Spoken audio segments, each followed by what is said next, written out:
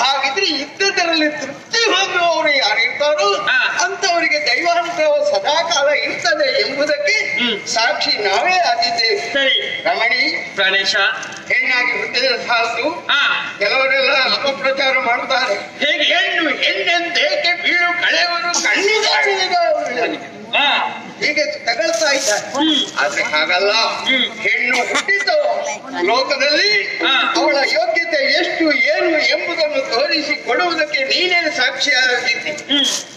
ನಿನ್ನ ಮನೆ, ಆಮೇಲೆ ಹೊಕ್ಕ ಮನೆ, ಎರಡು ಮನೆಯ ಬೆಳಕಾಗಿ ಬಾಳುವವಳು ನೀನು. ಮತ್ತೆ ನಿನ್ನ ಕುರಿತಾಗಿ ಜ್ಞಾನಿಗಳು ಎಷ್ಟೋ ಮಂದಿ ವರ್ಣಿಸಿದ್ದಾರೆ. ಹೇಗೆ? ರೂಪೇಶು ಲಕ್ಷ್ಮಿ, ಕರ್ಣೇಶು ಮಂತ್ರಿ, ಕಾರ್ಯೇಶು ದಾಸಿ, ಕ್ಷಮೆಯ ಧರಿತ್ರಿ, ಪೂಜ್ಯೇಶು ಮಾತಾ. ಹೀಗೆ ನಾನಾ ಅಂದ್ರೆ ಹೆಣ್ಣಾರು ಗಂಡು ಒಂದು. ಒಬ್ಬನೇ ಗಂಡಿಗೆ 6 ವಿಧದ ಸೇವಾ ಪ್ರವೃತ್ತಿ ಉಳ್ಳವಳು ಮಾತ್ರ ಹೆಣ್ಣಾಗಿ ಪತಿವ್ರತೆಯಾಗಿ ಸಚ್ಚರಿತ್ರೆಯಾಗಿ ಲೋಕದ ಹೆಣ್ಮಕ್ಕಳಿಗೆ ಪಾಠ ರೂಪವಾಗಿ ತೋರಿಸಿಕೊಡುವವಳು ನೀನಾಗಿದ್ದಿ. ಆದ್ರಿಂದ ನಿನ್ನನ್ನು ಎಷ್ಟು ಹೊಗಳಿದ್ರು ಸಾಕಾಗುವುದಿಲ್ಲ. ನನ್ನನ್ನೇ ಹೋಗುತ್ತಾ ಇದ್ರಲ್ಲ, ನಿಮ್ಮ ಯೋಗ್ಯತೆ ಏನು ಗೊತ್ತೇ? ಮಾತಿದು ನೀರ ರೀತಿಯ ಮಾತಿದು ನೀರ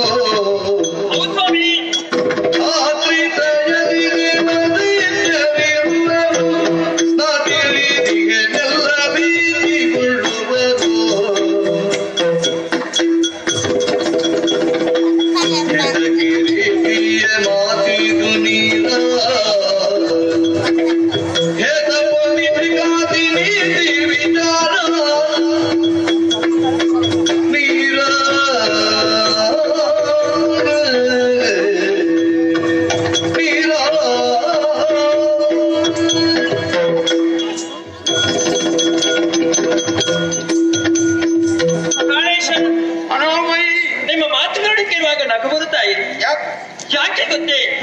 ಈ ಆಶ್ರಮದಲ್ಲಿ ಇದ್ದು ನಾವು ದಾಂಪತ್ಯ ಜೀವನವನ್ನು ಸಾಗಿಸ್ತಾ ಇದ್ದೇವೆ. ಸರಿ, ಗಂಡ ಹೆಂಡತಿ ಹೇಗಿರಬೇಕು, ಆದರ್ಶರಾಗಿರಬೇಕು, ಈ ಬಗ್ಗೆ ಪ್ರತಿನಿತ್ಯವೂ ಕೂಡ ನನಗೆ ಬೋಧನೆಯನ್ನು ಮಾಡುವವರು ನೀವಿದ್ದೀರಿ.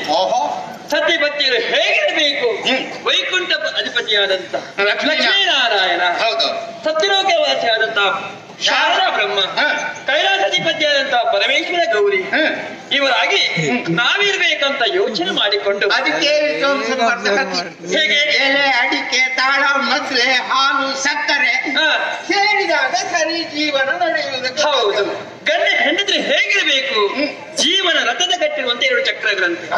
ಅರ್ಥಾತ್ ಜೀವನದಲ್ಲಿ ಬರುವಂತಹ ಸುಖ ದುಃಖ, ಲಾಭ ನಷ್ಟ, ನೋವು ನಲಿವು ಇದನ್ನು ಸಮಾನವಾಗಿ ಗಂಡ ಹೆಂಡತಿರು ನಡೆದುಕೊಂಡಂತಾದ್ರೆ ಅವರ ಜೀವನಕ್ಕೆ ಯಾವತ್ತೂ ಕೂಡ ಧಕ್ಕೆ ಬರುವುದಕ್ಕೆ ಸಾಧ್ಯವಿಲ್ಲ. ಪತಿಯ ಸೇವೆಯಲ್ಲಿ ಪರಕಾಷ್ಠೆಯನ್ನು ಕಂಡವನಾಗಿದ್ದೇನೆ. ಸಂಪತ್ತಿ ಯಾಕೆ, ಅಧಿಕಾರ ಯಾಕೆ, ಪತಿಯಿಂದಾಗಿ ಎಲ್ಲವನ್ನು ಪಡೆಯುವುದಕ್ಕೆ ಸಾಧ್ಯ. ಈ ರೀತಿಯಾಗಿ ಯೋಚನೆ ಮಾಡಿಕೊಂಡಿದ್ದೇನೆ.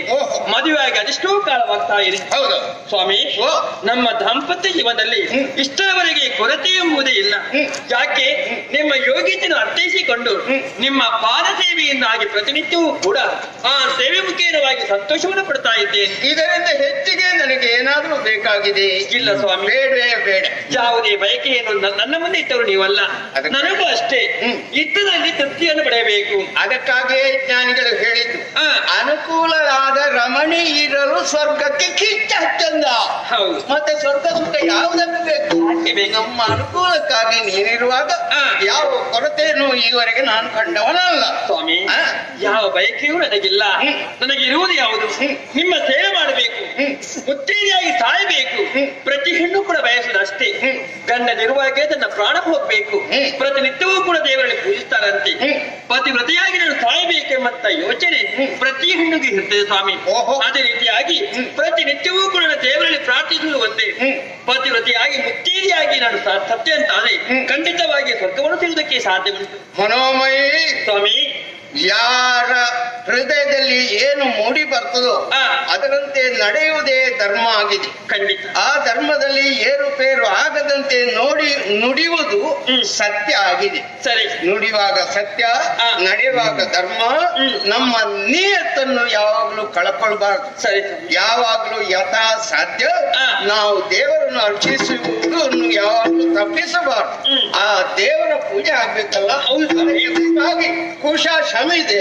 ಹಾಗೆ ಬೇಕಾದ ಬಿಲ್ವತ್ರಿದೆ. ಅಂದ್ರೆ ಪರಮೇಶ್ವರ ದೇವರಿಗೆ ಭಾರಿ ಇಷ್ಟವಾದ ಪ್ರಿಯವುಳ್ಳದ ವಸ್ತು ಬಿಲ್ವತ್ರಿ. ಪ್ರತಿನಿತ್ಯವೂ ನೀವು ಅದನ್ನೇ ತರುವುದಲ್ಲಿ. ಹೌದು, ಹಾಗಾಗಿ ಆದಷ್ಟು ಬೇಕಾದ ಹೊರಟದ ನೀವು. ಹೌದೌದು ಸ್ವಾಮಿ, ತಡ ಮಾಡಬೇಡಿ. ಇಲ್ಲ, ಯಾಕೆಂದ್ರೆ ಆಶ್ರಮದಲ್ಲಿ ನಾವು ಒಬ್ಬಳೇ ಇರುವುದು. ಹೆದರಿಕೆ ಆಗ್ತದೆ ನನಗೆ. ಹೆಚ್ಚು ದೂರ ಹೋಗೋದಿಲ್ಲ, ಅನತಿ ದೂರ. ಅಂದ್ರೆ ಎಲೆಮನೆಯಿಂದ ಯಾವಾಗ ಎಷ್ಟು ಬೇಗ ಬರ್ತೀರೋ ಅದಕ್ಕಿಂತ ಬೇಗ ಬರ್ಬೇಕು ನೀವು. ಆದಿತ್ತು. ಯಾಕಂದ್ರೆ ಶುದ್ಧೋದಕ ನಮಗೆ ಆಗ್ಬೇಕು, ನದಿಯ ನೀರೇ ಆಗ್ಬೇಕು. ಸರಿ, ಸ್ನಾನ ಜಪ ತಪ ಇದೆಲ್ಲ ಋಷಿಮುನಿಗಳಾದ ನಮಗೆ ಬಿಟ್ರೆ ಬಾಕಿದ್ದವರಿಗುಂಟ ಹೇಳು ಮಾಡ್ತಾರೆ. ಅದಕ್ಕೆ ಹೇಳುವುದು ಆಚಾರೋ ಪ್ರಥಮ ಧರ್ಮ. ಆಚಾರದಲ್ಲಿ ಯಾವಾಗಲೂ ತಪ್ಪಿ ಬಿಡಬಾರ್ದು. ಅದಕ್ಕೆ ಜಾಗಕ್ಕೆ ಬೇಕಾದ ಸಿದ್ಧತೆ ಮಾಡಿ.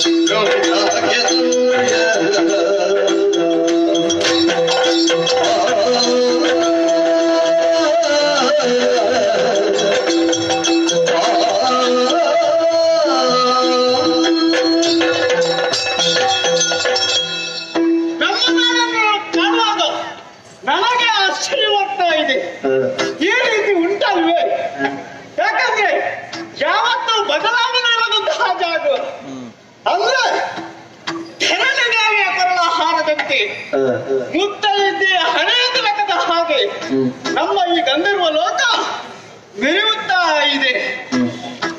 ಇದನ್ನು ಆಳುವವ ಯಾರು? ಕುಬೇರ. ಅವನ ಸಹಚರನಾಗಿದ್ದೇನೆ. ಪ್ರಪಂಚಕ್ಕೆ ಎಂಬುದಾಗಿ ನನ್ನ ಹೆಸರು. ಗಂಧರ್ವರು ಅನೇಕರಿದ್ದಾರೆ, ಕೆಲವರಿಗೆ ಒಂದೊಂದು ರೀತಿಯ ಹೆಸರು. ಊಹು ಗಂಧರ್ವ ಯಾರು? ಅವ ನಮ್ಮವನಲ್ವ? ಊಹು, ಏಹೆ, ಓಹೋ, ಎಂಬುದಂತ ಹೆಸರು. ಹೆಸರಿನಲ್ಲಿ ಕೂಡ ಬದಲಾವಣೆ. ಅಂದ್ರೆ ದೇವಲೋಕಕ್ಕೆ ಸಂಬಂಧಪಟ್ಟವರು ನಾವಾಗಿದ್ದೇವೆ. ಕಿನ್ನರ, ಕಿಂಪುರುಷ, ಪುರಾಗ, ಸಿದ್ಧ, ಸಾಂಖ್ಯರು ಮೊದಲಾದವರು ಸ್ವರ್ಗಲೋಕದಲ್ಲಿದ್ದಾರೆ. ಅದರಲ್ಲೂ ನಾವು ಗಂಧರ್ವರು. ಗುಹ್ಯಕ ಲೋಕದಿಂದ ಕೆಳಗೆ, ವಿದ್ಯಾರ್ಥ ಲೋಕದಿಂದ ಮೇಲೆ ಇರುವಂತದ್ದೇ ಗಂಧರ್ವ. ಬದಲಾವಣೆ ಇಲ್ಲ ಅಂತ ಮೊದಲೇ ಹೇಳಿದ್ದೇನೆ. ಬದಲಾವಣೆ ಇಲ್ಲದಂತಹ ಜಾಗದಲ್ಲಿ ನಮಗೆ ಸ್ವಲ್ಪ ಮನಸ್ಸಿಗೆ ಬೇಸರವನ್ನು ಕಡಿಮೆಯಾದ್ರೆ ಯಾವ ಜಾಗವನ್ನು ಸೇರ್ಬೇಕೆಂಬುದು ಯೋಚನೆ ಮಾಡುವಾಗ ಕೆಳಗೆ ಭೂಲೋಕವನ್ನು ಸೇರ್ಬೇಕು. ಭೂಲೋಕದಲ್ಲಿ ಬದಲಾವಣೆ. ನಿನ್ನೆ ನೋಡಿದ್ದು ಇವತ್ತಿರ್ತದ, ಇವತ್ತು ನೋಡಿದ್ದು ನಾಳೆ ಇರ್ತದ, ನಾಳೆ ನೋಡಿದ್ದು ನಾಳೆ ಇರ್ತದ. ಬದಲಾವಣೆ ಕಾಣುತ್ತೇವೆ. ಅಂತ ಜಾಗವನ್ನು ನಾನು ಸೇರ್ಬೇಕು, ಪ್ರಕೃತಿ ಸೌಂದರ್ಯವನ್ನು ನಾನು ಸುಧಾರಿಸಬೇಕೆಂಬುದಾಗಿ ಮನಸ್ಸಾಗಿದೆ. ಹಾಗಂತ ನಾನು ಒಬ್ಬನೇ ಹೋಗುದ? ನಾನು ಒಬ್ಬನೇ ಹೋಗಿ ಏನು ಮಾಡೋದಕ್ಕೆ ಸಾಧ್ಯವಿಲ್ಲ. ಹೆಂಡತಿಯರನ್ನು ಕರ್ಕೊಂಡು ಹೋದ್ರೆ ಒಂದು ಬದಲಾವಣೆ ಸಾಧ್ಯವಿದೆ. ಹಾಗಾಗಿ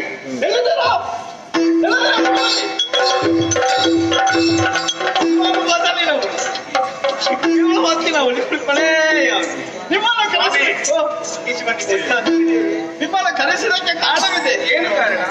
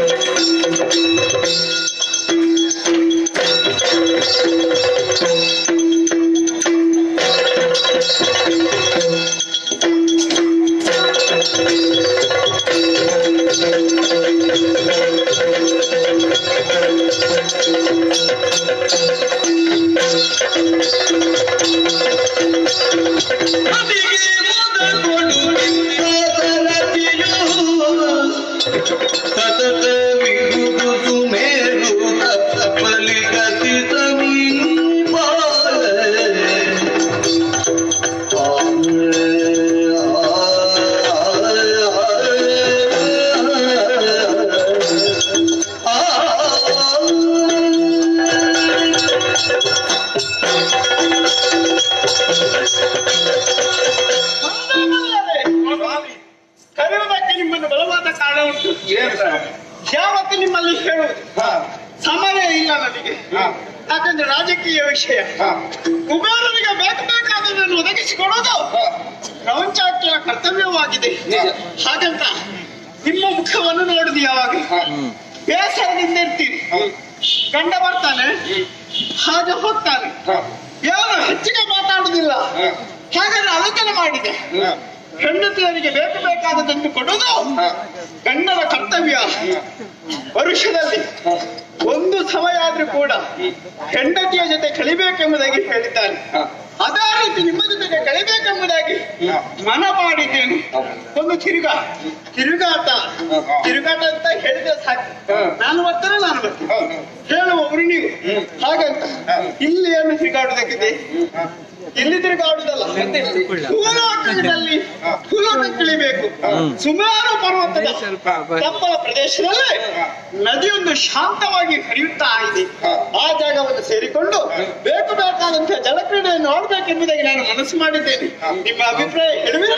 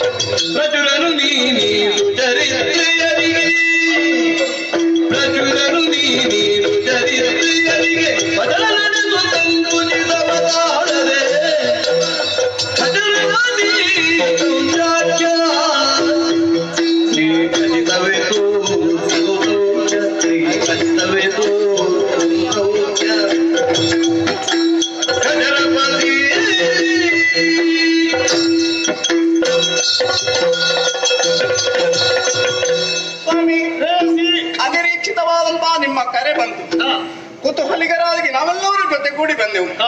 ನನಗೆ ಬರುವಾಗಲೇ ಯೋಚನೆ ಮಾಡಿಕೊಂಡದ್ದು, ಎಂದೂ ನಿಮ್ಮ ಕರೆ ಈ ರೀತಿಯಾಗಿ ಆಕಸ್ಮಿಕವಾಗಿ ಬಂದದ್ದಿಲ್ಲ. ಇಂದು ಆಕಸ್ಮಿಕವಾದಂತ ಕರೆ ಬಂದಾವಾಗಲೇ ಏನೋ ಒಂದು ವಿಶೇಷತೆ ಇದೆ ಅಂತ ತಿಳಿದುಕೊಂಡಿದ್ದೀನಿ. ಹತ್ತಿರ ಬಂದು ಹೇಳುವಾಗ ನಿಮ್ಮ ಮಾತಿಗೆ ಕಿವಿಗೊಟ್ಟು ಮೌನವಾಗಿದ್ದೇನೆ. ಈಗ ಏನು ಅನಿಸಿತು ಗೊತ್ತು ನನಗೆ, ರೋಗಿ ಬಯಸಿದ್ದು ಹಾಲು, ವೈದ್ಯ ಕೊಟ್ಟದ್ದು ಹಾಲು, ಎರಡು ಒಂದೇ ಆಗಿದೆ. ರೊಟ್ಟಿ ಜಾರಿ ತುಪ್ಪಕ್ಕೆ ಬಿದ್ದ ಹಾಗಾಯ್ತು ನನ್ನ ಮನಸ್ಸು. ತುಪ್ಪಕ್ಕೆ ಬಿದ್ದರೆ ಇನ್ನು ತಿನ್ನುವುದೇ ಅಲ್ಲ, ಅದು ಅಷ್ಟು ರುಚಿಕರವಾಗಿರ್ತದೆ. ಹೌದಾ? ಯಾಕೆ ಗೊತ್ತಾ ಈ ಮಾತು? ಯಾಕೆ? ಅದೆಷ್ಟೋ ಸಮಯದಿಂದ ನನ್ನ ಮನಸ್ಸಿನಲ್ಲಿ ಇದೇ ಯೋಚನೆ ಇತ್ತು. ಹೌದಾ? ಹಾಗಂತ ನಿಮಗೆ ಬಿಡುವಿಲ್ಲದ ಕಾರಣ ನಾವು ಒಂದೊಮ್ಮೆ ನಿಮ್ಮಲ್ಲಿ ಹೇಳಿದ್ರಿ, ನಿಮಗೂ ಒಂದು ರೀತಿ ದುಗುಡವಾಗ್ತಾ ಇತ್ತ ನಮ್ಮ ಮಾತನ್ನು ಬಿಡುವುದಕ್ಕಿಲ್ಲ. ಅತ್ತ ಕರ್ತವ್ಯ ನಿಷ್ಠೆಯಿಂದ ಲೋಪವಾಗುವುದಕ್ಕೆ ನಿಮಗೆ ಮನಸ್ಸಿರ್ತಾ ಇಲ್ಲ. ಅದಕ್ಕಾಗಿ ನಾವು ಮೌನವಾಗಿದ್ದೇವೆ. ಇಂದು ಮೌನ ಸಂಕೋಲೆಯನ್ನು ಮುರಿದು ಆ ಮನಸ್ಸಿನ ಆತುರತೆಯ ಬಗ್ಗೆ ಹೇಳುವುದಿದ್ರೆ ಒಂದೇ ಎರಡೇ. ನೀವು ಹೇಳಿದ ಹಾಗೆ ದಿನನಿತ್ಯವೂ ಇಲ್ಲಿ ನೋಡಿದ್ದನ್ನೇ ನೋಡುವುದು, ಕೇಳಿದ್ದನ್ನೇ ಕೇಳುವುದು, ಆಡಿದ್ದನ್ನೇ ಆಡುವುದು. ಮನಸ್ಸಿಗೆ ಮುದಗೊಡುವ ವಿಷಯವೇ ಇರಲಿಲ್ಲ. ಬಾಡಿ ಹೋಗ್ತದ?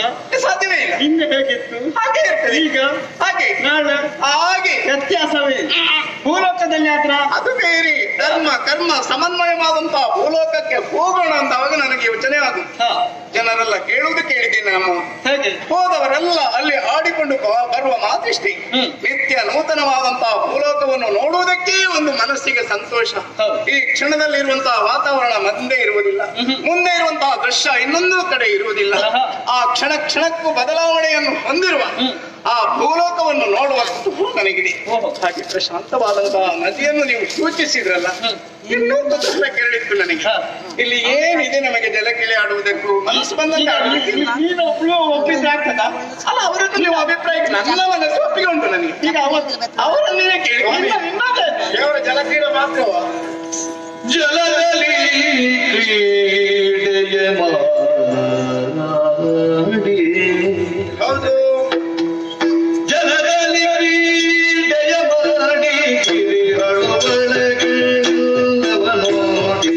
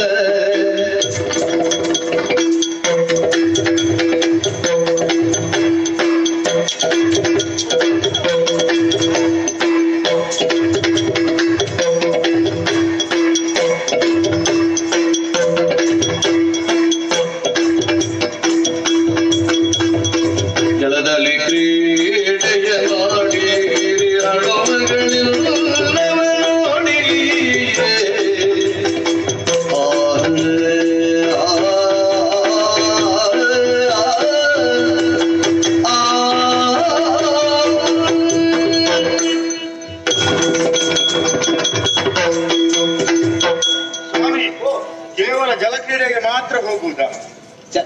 ಇವಾಗ ಹೇಳಿದ್ರು ನಮ್ಮದ ಒಪ್ಪಿಗೆ ಅಭಿಪ್ರಾಯ ನಮ್ಮದಕ್ಕೆ. ಜಲಕ್ರೀಡೆಯಿಂದ ಆಡುವ ಮನಸ್ಸಿನ ಬೇಸರವನ್ನು ಬೇಸರ ಇಲ್ಲ, ಅದು ನಮಗೆ ಬೇಸರ ಆದ್ರೂ ಹೋದದಕ್ಕೊಂದು ಬೇಕಲ್ಲ. ಯೋಗಾಚನೆ ಆದ್ರೆ ಅದು ಹಾಗೆ ಇರ್ತದೆ. ಕೇವಲ ಜಲಕ್ರೀಡೆ ಮಾತ್ರವಲ್ಲ, ಕಾಮದಾಸ ಕೂಡ ಆಡುಬೇಕು. ಇವಳಿಗೊಂದು ಮನಸ್ಸು ಯಾವ ಜಾಗದಲ್ಲಿ ಯಾವುದಲ್ಲಿಗೆ ಹೌದು. ಭೂಲೋಕದಲ್ಲಿ ವಿಶೇಷವಾದದನ್ನು ನೋಡುವಾಗ ನಿಮಗೆ ತೃಪ್ತಿಕರವಾಗಿ ನಾನು ನಡಿಬೇಕು. ಯಾವುದು ಬೇಕು ಹೆಂಡತಿಯರಿಗೆ ಕೊಡಬೇಕು, ಅದನ್ನೇ ನಾನು ಕೊಡಿಸುವುದಕ್ಕೆ ಮುಂದಾಗಬೇಕೆಂಬುದಾಗಿ ನಿನ್ನ ಅಭಿಪ್ರಾಯ. ಆಗಲಿ ನಿಮ್ಮದಾದಂತಹ ರಾಜಕೀಯದ ವಿಚಾರವನ್ನೆಲ್ಲ ಬಿಟ್ಟು ಮತ್ತೆ ಅಲ್ಲಿಗೆ ಬಂದು ನನಗೆ ಅದು ಆಗ್ಬೇಕು, ಅದನ್ನು ಮಾಡಿಸ್ಲಿಕ್ಕೆ ಇದನ್ನು ಮಾಡಿಸ್ಲಿಕ್ಕೆ ಅಂತ ಅಲ್ಲಿ ಬಂದು ಹೇಳುದು. ಹೋದ ತಕ್ಷಣ ನನಗೆ ಕುಬೇರನ ಕರೆಯಾಗಿದೆ, ನಾನು ಹೋಗ್ಬೇಕು. ಆ ವಿಚಾರವನ್ನು ಹೇಳುವುದಕ್ಕೆ ಇಲ್ಲ ನಿಮ್ಮ ಜೊತೆಗೆ ಆದಿತ್ತು. ಎಲ್ಲವನ್ನು ಕುಬೇರನಲ್ಲಿ ಹೇಳಿ ಮಾಡಿ ನಮ್ಮ ಜೊತೆ ಬರ್ಬೇಕು. ನಮ್ಮ ಮನಸ್ಸಿನ ಕಾಮನೆಗಳನ್ನು ನೀವು ಹೇಳಿಸಿ. ಆದಿತ್ತು. ಈಗ ನೀವೆಲ್ಲ ಒಪ್ಪಿದ್ದೀರಿ. ನೀವು ಹೀಗೆ ಬರುತ್ತಾ? ಆಭರಣ ಎಲ್ಲ ಇಲ್ವೇನೆ? ಕಟ್ಟಿಕೊಂಡು ಭೂಲೋಕಕ್ಕೆ ಬರುದಾ? ಇನ್ನು ಜಲಕ್ರೀಡೆ ಆಡುವಾಗ ಎಲ್ಲಾದ್ರೂ ಬಿದ್ದು ಹೋದ್ರೆ ಮತ್ತೆ ನೀವು ಹೆಕ್ಕಿಕೊಡಿ ಎಂಬುದಾಗಿ ಹೇಳಿದ್ರೆ ನನಗೆ ಆಗ್ತದೆ. ನಿಮ್ಗೆ ಆಡಕ್ಕೆ ಇರುವುದಕ್ಕೆ ಕಷ್ಟ ಆಗ್ತದೆ. ಅದರ ಬಗ್ಗೆ ಚಿಂತೆ ಬೇಡ. ಒಂದೆರಡು ಎಷ್ಟು ಉಂಟು ನಮ್ಮ ಭಂಡಾರದಲ್ಲಿ, ಒಂದು ಹೋದ್ರೆ ಪರವಾಗಿಲ್ಲ. ಭಂಡಾರದಲ್ಲಿ ಉಂಟು, ಅದನ್ನೆಲ್ಲ ಕಟ್ಟಿಕೊಂಡು ಬಂದ್ರೆ ಆಗ್ಲಿಕ್ಕಿಲ್ಲ.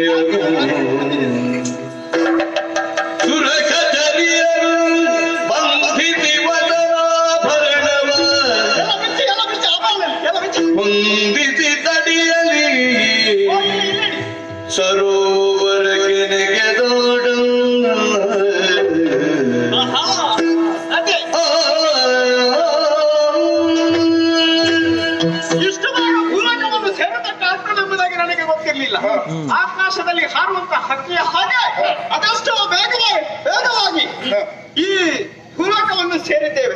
ಮಾತ್ರವಲ್ಲ, ಕಾಡನ್ನು ನೋಡಿದ್ದೇವೆ. ಹಾಗಂತ ನಮಸ್ಕರಿಸಬೇಕು.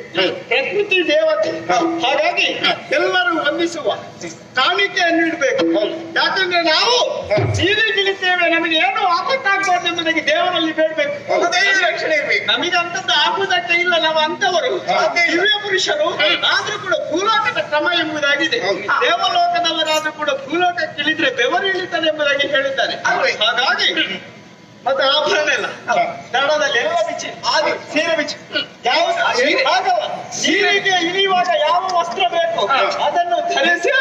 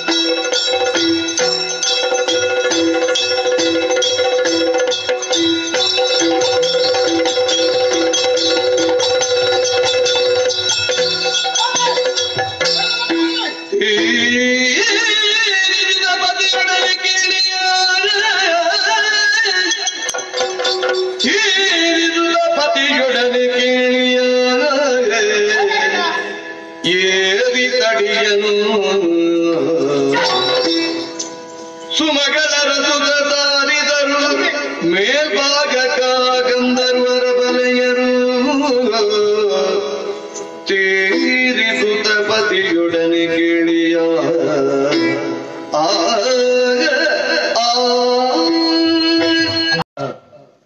ಸುಟ್ಟಲ್ಪಟ್ಟಂತಹ ನನಗೆ ಸಿಂಧು ಮಹಾಬಿಂದುವಾಗಿರುವಂತಹ ಸೂರ್ಯದೇವರ ಅನುಗ್ರಹ ಸಿಂಧು ಎಂದು ಸಹ ಹೆಸರನ್ನಿರಿಸಿದರು. ಮಹಾರಾಜನೆಂದೆನಿಸಿ ಮೆರೆದವನು ನಾನು. ಆದ್ರೆ ಈ ಕಾಲದಲ್ಲಿ ಕೆಲವರೆಲ್ಲ ನನ್ನನ್ನು ದಾನವರು, ರಾಕ್ಷಸ, ಸಿಂಧು ದಾನವ ಎನ್ನುವ ಹಾಗೆ ಹೇಳುತ್ತಾ ಇದ್ದಾರೆ.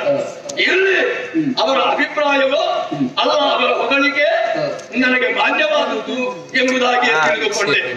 ಯಾಕೆ ಕೆಲವರೆಲ್ಲ ಆ ದೇವತೆಗಳನ್ನು ದೂರುತ್ತಾರೆ, ನಮಗೆಲ್ಲ ಅನ್ಯಾಯ ಮಾಡಿದ್ದಾರೆ ಹೀಗೆ ಹೇಳುವಾಗ ಬಂಡಾಯವಾಗಿ ಬೇರೆ ವಾಮ ಭಾಗವನ್ನು, ವಾಮ ದಾರಿಯನ್ನು, ಇಡೀ ವಾಮ ಪಕ್ಷವನ್ನು ಕಟ್ಟಬೇಕಾದಂತ ಅನಿವಾರ್ಯ ಪರಿಸ್ಥಿತಿ ನನ್ನ ಪಾಲಿಗೆ ಒದಗಿ ಬಂತು. ಯಾಕೆ ನನ್ನಪ್ಪ ದೊಡ್ಡ ಹರಿಭಕ್ತ, ಪರಮ ವೈಷ್ಣವ.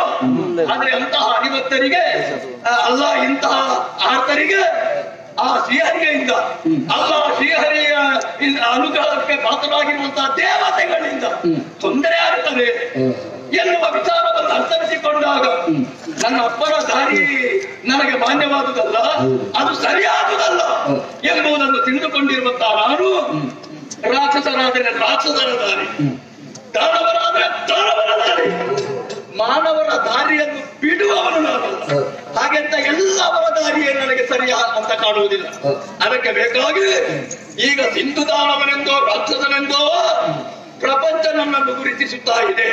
ಸಂತೋಷದ ವಿಚಾರ, ನನ್ನ ಆಳ್ವಿಕೆಯಲ್ಲಿ ನನ್ನವರೆಲ್ಲ ನೆಮ್ಮದಿಯಿಂದ ಬದುಕುತ್ತಾ ಇದ್ದಾರೆ ಎನ್ನುವಂತ ಸಮಾಧಾನ ನನಗಿತ್ತು. ಸಾಕೆ ಶಾರೀರಿಕ ಶಕ್ತಿ, ಪುರುಷ ಪ್ರಯತ್ನ ಕೇವಲ ಓರ್ವನಿಗಿದ್ದರೆ ಸಾಲದು. ಅದಕ್ಕೆ ಏನು ಮಾಡಿದ ಗೊತ್ತಾ?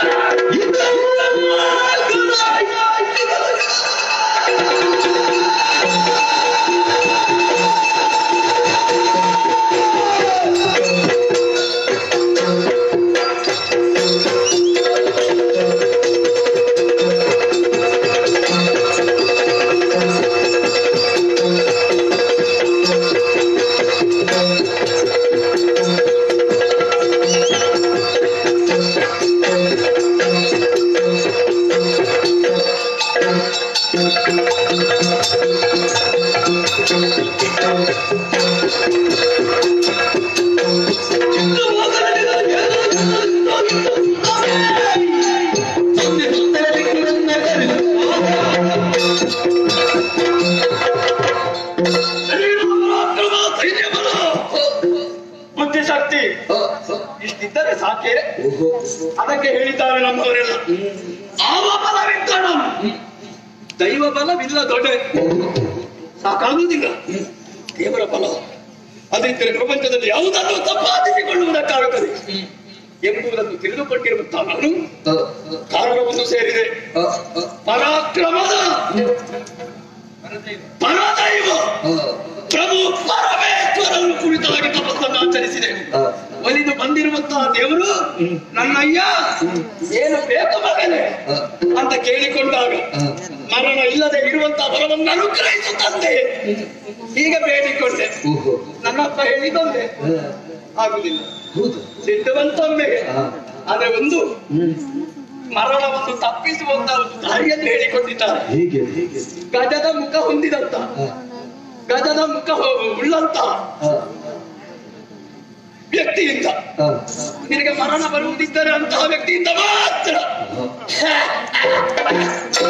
ನಗು ಬಂತು ನನಗೆ. ಈ ಕೆಲವು ದೇವರಿಗೆಲ್ಲ ಸಂಡೆ ಸರಿ ಬೆಕ್ಕು ತಕ್ಕಿಡಿಗಳು. ಯಾಕೆ ಗಜದಿಂದ ನನಗೆ ಮರಣ ಬರುವುದಕ್ಕಿದೆ. ಇದು ಸಿಂಧೂ ದೇಶಕ್ಕೆ ಹತ್ತಿರ, ಆದ್ದರಿಂದಲೇ ಸಿಂಧು ನಾನಾಗಿದ್ದೇನೆ. ಗಜಗಳನ್ನು ಸೊಂಡಿನನ್ನು ದಿನವೊಂದಕ್ಕೆ ಸಾವಿರ ಸಾವಿರ ಆನೆಗಳಲ್ಲಿ ಹೋರಾಡುವವರು ನಾನು. ಅದು ನಮಗೆ ಹೋರಾಟ ಅಲ್ಲ, ಕೇವಲ ಆಟ. ನೀವು ಕೇಳಿದ್ರ ಆನೆಗಳನ್ನು ಪಳಗಿಸುವಂತ ಸಮರ್ಥರು ಇದ್ದರೆ ಅದು ನಮ್ಮ ಈ ಊರಿನಲ್ಲಿ ಮಾತ್ರ. ಅಂತಹ ನನಗೆ ಗಜಗಳಿಂದಲೂ ಗಜದ ಮುಖ ಉಳ್ಳಂತಹ ವ್ಯಕ್ತಿಗಳಿಂದಲೂ ಅಥವಾ ಗಜ ಮುಖ ಹೊಂದಿದಂತಹ ಮಾನವನಿಂದ ನನಗೆ ಮರಣ ಬರುವುದಕ್ಕಿದೆ. ಹಾಗಾದ್ರೆ ನನಗೆ ಮರಣವಿಲ್ಲ, ಅಮರ ಅಜೇಯ ಎನ್ನುವ ವಿಚಾರದಿಂದ ಸಂತೋಷಗೊಂಡಿರುವಂತಹ ನಾನು ಈಗ ನನಗೆ ನೆನಪಾಗುವುದು ಯಾವುದು ಗೊತ್ತೇ?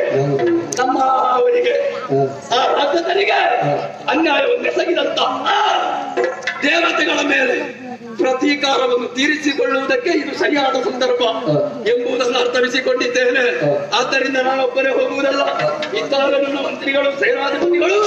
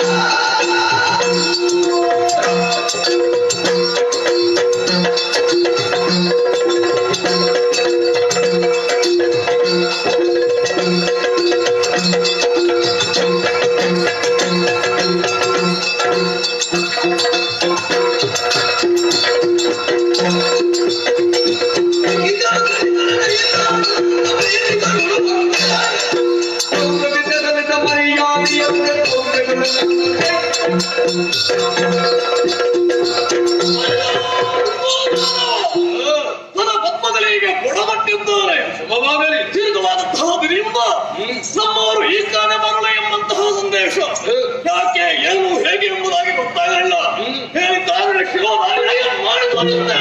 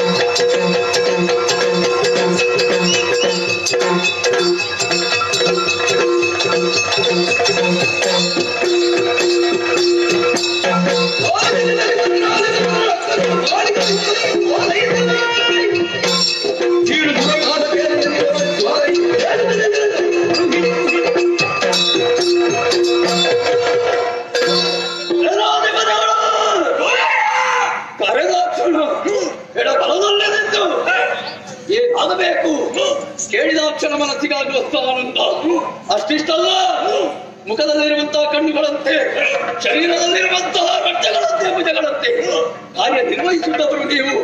ನಾನು ಎಷ್ಟು ಎತ್ತರಕ್ಕೆ ಬೆಳೆದಿರಬೇಕು ಅಂತಾದ್ರೆ ನೀವು ಸಹಾಯ ಮಾಡಿದ್ದೆ ನಿಜ ಕಾರಣ ಅಂತ ಹೇಳಬೇಕಾಗುತ್ತದೆ.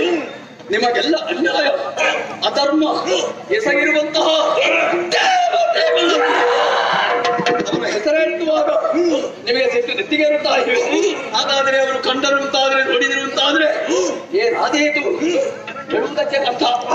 ಆದ್ದರಿಂದ ಅಂತಹ ದೇವತೆಗಳ ಮೇಲೆ ಸೇವೆಯನ್ನು ತೀರಿಸಿಕೊಳ್ಳುವ ಉದ್ದೇಶದಿಂದ ನಿಮ್ಮನ್ನು ಕರೆದಿದ್ದೇನೆ.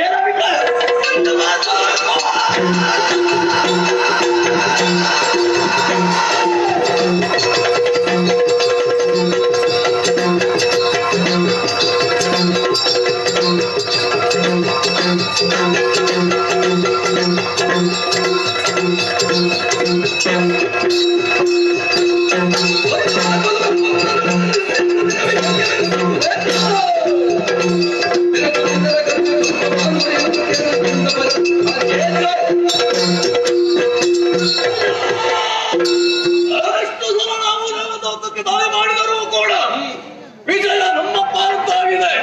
ಹಾಗಿದ್ದರೂ ಕೂಡ ಪುನರಭಿಯಾಗಿ ಅವರು ಮಾಡುವಂತಹ ಕುತಂತ್ರದಿಂದ ನಮಗೆ ಸಿಗುವಂತಹ ಅಧಿಕಾರವನ್ನು ತಪ್ಪಿಸುತ್ತಾ ಇದ್ದಾರೆ. ಈ ಹೊತ್ತು ಮಾಡುವಂತಹ ಪ್ರಯತ್ನ ಯಾರನ್ನು ಭಂಗಪಡಿಸಲಿಕ್ಕೆ ಸಾಧ್ಯವಿಲ್ಲದಂತಾಗಬೇಕು.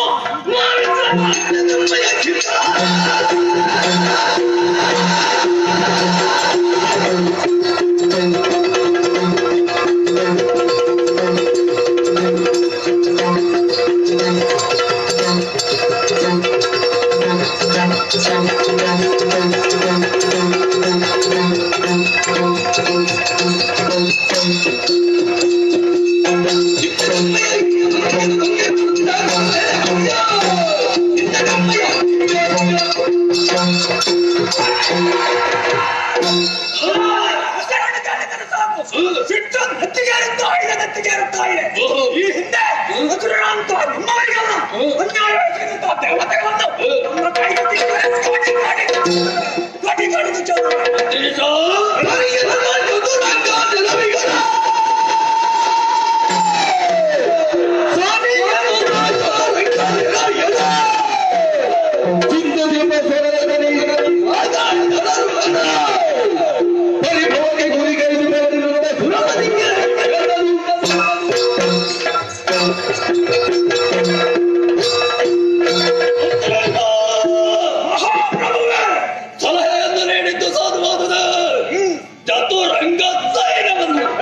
ಸಿದ್ಧಪಡಿಸು ಬಾರಿಸು ರಣಬೇರಿ ಮೊಳಗೆ ನೀವು ಜಯನಾಟ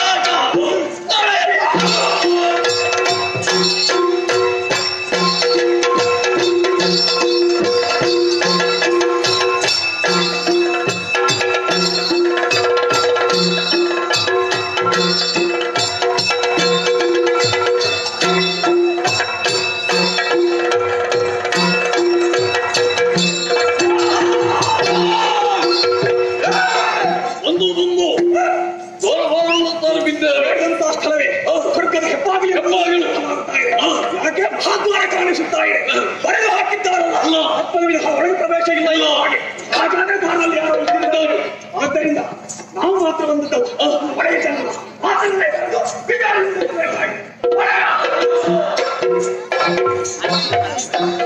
ಮಂತ್ರಿಗಳೇ, ಒಳ್ಳೆಯ ಸೇನಾಧಿಪತಿಗಳೇ, ಹೊರ ಬರುತ್ತಾ ಮುಟ್ಟಿದಂತ ಸ್ಥಳ ಯಾವುದಿದೆ? ಮುಂದೆ ಹೇಳ್ತಾ ಉಂಟು, ಹಿಂದಕ್ಕೆ ಮಹಾದ್ವಾರ ಒಂದು ಕಾಣಿಸುತ್ತಾ ಇದೆ. ಹಾಗಾದ್ರೆ ಇದು ಸ್ವರ್ಗಲೋಕ. ಕೇಳಿ ತಿಳಿದಿದ್ದೇವೆ, ಹಾಗುಂಟಂತೆ ಹೀಗುಂಟಂತೆ. ಬಂದು ನೋಡಿದ್ರೆ ದೊಡ್ಡ ಗುಣತ ಏನು ಕಾಣುವುದಿಲ್ಲ, ನಮಗಿಂತಲೂ ಕಡೆಗೆ ಅದು ನಮ್ಮ ದೊಡ್ಡ ಮಂತ್ರಿಗಳೇ. ಈ ದ್ವಾರ ಅಂತ ಅಂದ ಮೇಲೆ ಯಾರಾದ್ರೂ ಇರಬೇಕು ಅಲ್ವಾ? ನೋಡಿ ನೋಡಿ ನೀವು ಅವಸರದಲ್ಲಿ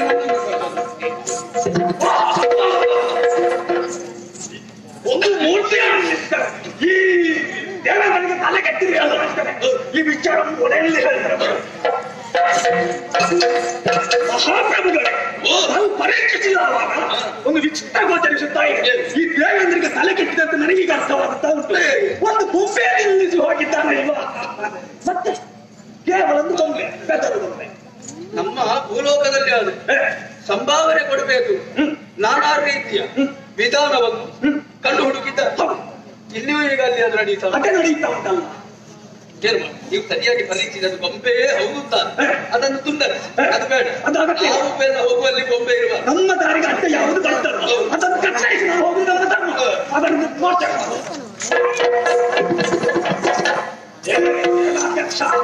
ಮಾಡುವುದಲ್ಲ ನಮ್ಮ ದಾರಿಗೆ ಅಡ್ಡ.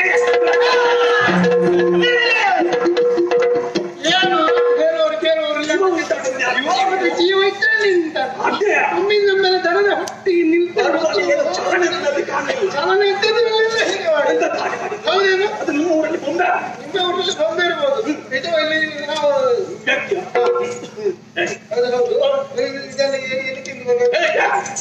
ಎಲ್ಲಿಂದ ಬಂದದ್ದು? ನಮ್ಮ ಹತ್ರ ಬಂದದ್ದಲ್ಲ, ಕೇಳುವವರು ಹೇಳುವವರು ಇದ್ದಾನೆ. ಪರಿಚಯ ಎಲ್ಲಿಂದ ಪರಿಚಯ ಆಗುದು? ಆಧಾರ ಏನಾದ್ರು ಉಂಟು ಇಂಥವನ್ನಂತೇಳಿ? ಅದು ಇದ್ರೆ ಮಾತ್ರ ಸಾಧ್ಯ. ಹೆಸರು ಅಂತದ್ದು, ಹುದ್ದೆ ಅಂತದ್ದು, ಎಲ್ಲಿಂದ ಬಂದದ್ದು, ಯಾಕೆ ಬಂದದ್ದು? ಸಿಂಧು ಪಟ್ಟಣದಿಂದ ಕೆಂಪು ಪಟ್ಟಣ. ಅದರಲ್ಲಿ ಹೆಸರು ಅಲ್ಲ ಬೇಕು.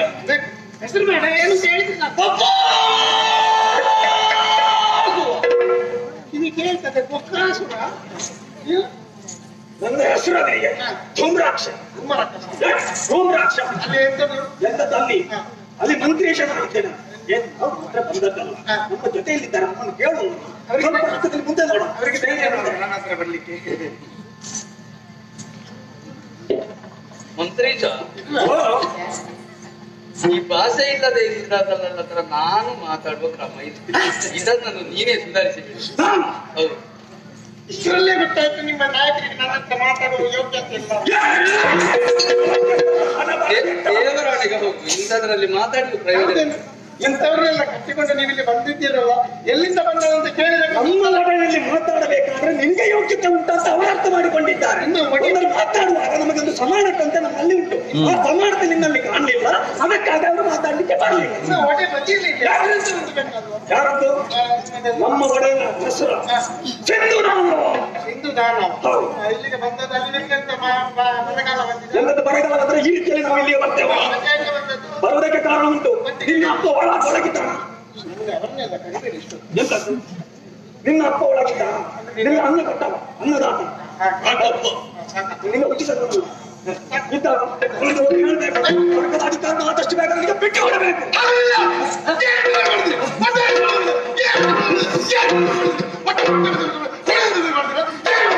ಒಂದೇ ಮಾತಿನಲ್ಲಿ ಹೇಳ್ತಾರೆ, ಇಲ್ಲಿಗೆ ಹೋಗಿರಾಯ್ತು, ಹೋಗಿರಾಯ್ತು, ಹೋಗಿರಾಯ್ತು. ಇಲ್ಲ ಏನು ಮಾಡ್ತೇನೆ? ಹೋಗುದಿಲ್ಲ, ಹೋಗುದಿಲ್ಲ, ಸತ್ಯ ಇಲ್ಲ, ಹೋಗುದಿಲ್ಲ, ಹೋಗುವುದಿಲ್ಲ.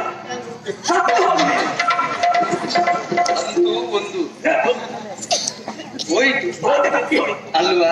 ಹಾಗಾದ್ರೆ ಈ ವಿಚಾರ ದೇವೇಂದ್ರನಿಗೆ ಗೊತ್ತಾಗುತ್ತದೆ ಕೇಳುವುದಕ್ಕೆ. ಅವ ಸರಿಯಾದಂತ ಒಂದು ಸಂಸ್ಕಾರ ಉಳ್ಳವನು ಅಂತ ನಾವು ತಿಳಿದುಕೊಂಡದ್ದು. ಉಂಟುಂಟಾದ್ರೆ ಬಾರದೆ ಇರ್ತಾರ ನಿರೀಕ್ಷೆಯಲ್ಲಿ.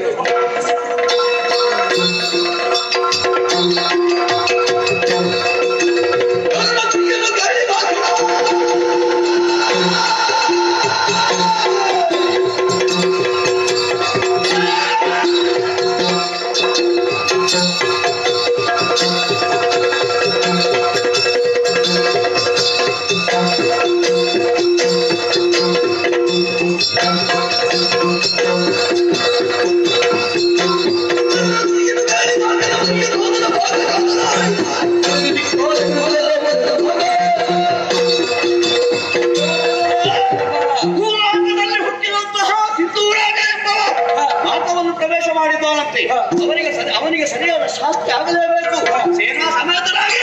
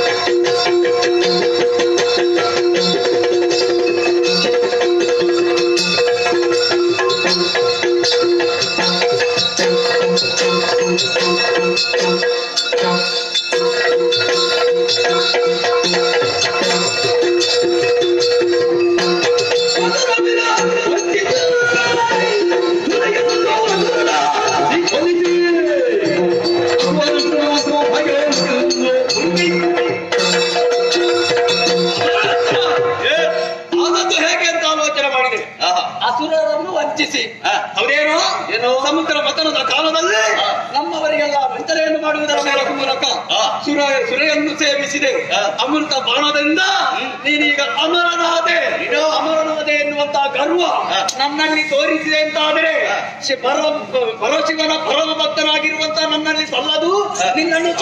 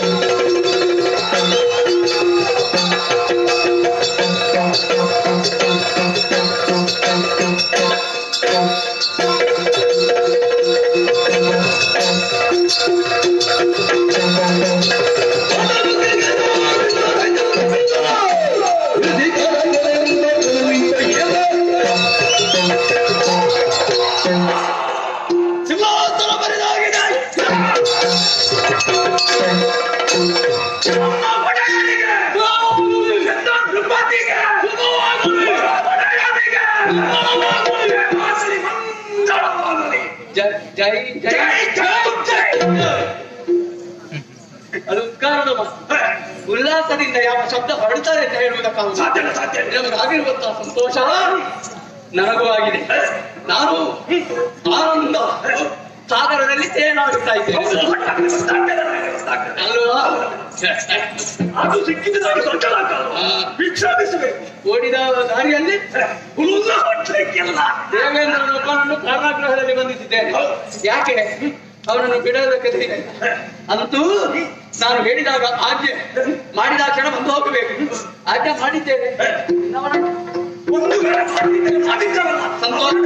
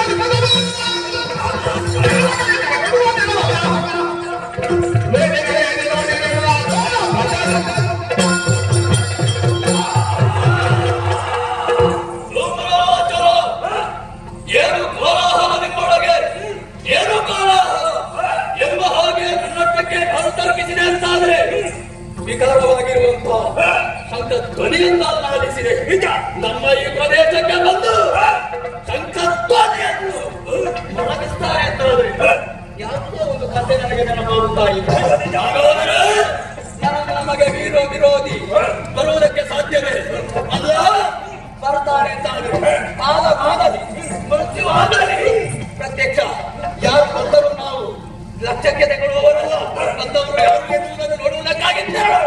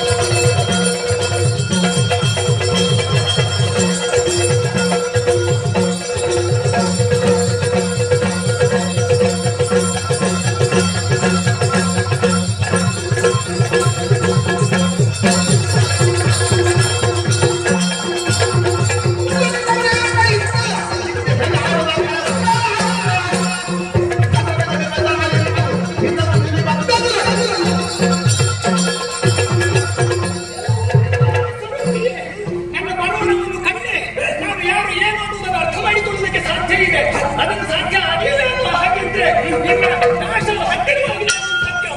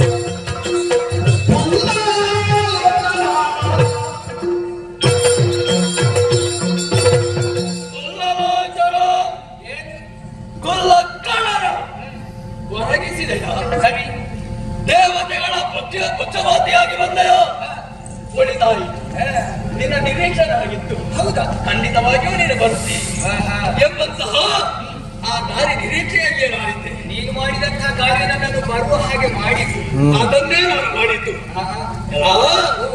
ಮಸಿವರ್ಣ ಅದೆಷ್ಟೋ ಮೋಸದಿಂದ ವಂಚನೆಯಿಂದ ನಮ್ಮವರಿಗೆ ತೊಂದರೆಯನ್ನು ಕೊಡುವಂತಹ ದೇವತೆಗಳಿಗೆ ಸರಿಯಾದಂತಹ ಶಿಕ್ಷೆಯನ್ನು ಕೊಟ್ಟೆ. ಆತನ ಅಧಿಕಾರವನ್ನೇ ತನ್ನದಾಗಿಸಿಕೊಂಡೆ.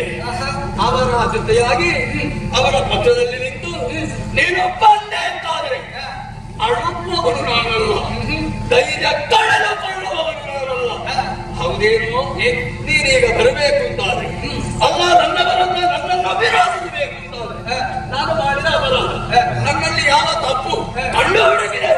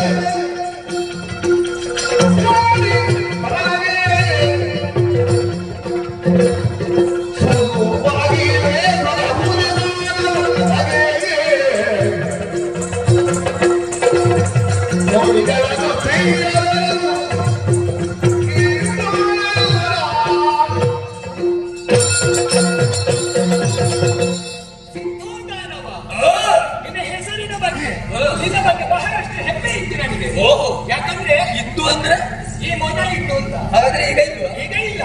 ಅದು ಯಾಕಿಲ್ಲ? ಅದಕ್ಕೆ ಕಾರಣ ಇದೆ. ಪರಮೇಶ್ವರನನ್ನು ಒಲಿಸಿಕೊಂಡು ಬೇಕಾದಂತಹ ವರವನ್ನು ಪಡೆದುಕೊಂಡಂತಹ ನೀನು ಸತ್ಯ ಧರ್ಮ ನಿಷ್ಠೆಯಿಂದ ಜೀವನವನ್ನು ಸಾಗಿಸಿದೆ ಅಂತ ಹಾಗೆ ಯೋಚನೆ ಮಾಡಿದೆ. ಆದ್ರೆ ನೀನು ಹಾಗಲ್ಲ, ಅದಕ್ಕೆ ವಿರುದ್ಧವಾಗಿ ನಡೆಯುವುದಕ್ಕೆ ಮನ ಮಾಡಿದೆ. ಹೌದೇನು? ಧರ್ಮದ ಸೂಕ್ಷ್ಮತೆಯನ್ನು ಅರ್ಥ ಮಾಡಿಕೊಂಡಂತಹ ನೀನು ಆ ಧರ್ಮದ ಹಾದಿಯಲ್ಲಿ ಮುನ್ನಡೆದು ಬಂದವನು. ಆದ್ದರಿಂದಲೇ ನಾನು ಕಾಣಿಸಿಕೊಂಡೆ.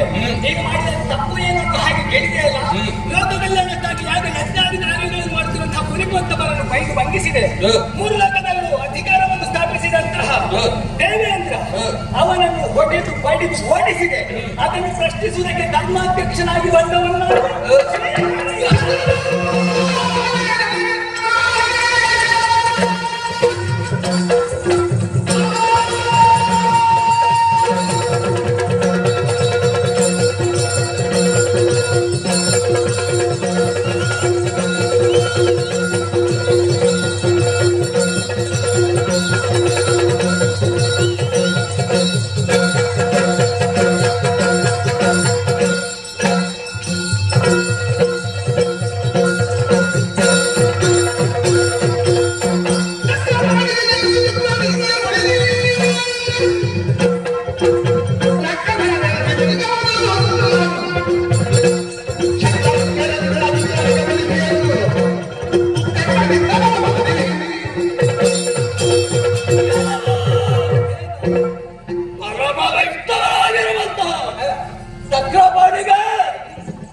ಸಂಜಾತನಾಗಿ ಧರಿಸಿದವನು ನಾನು.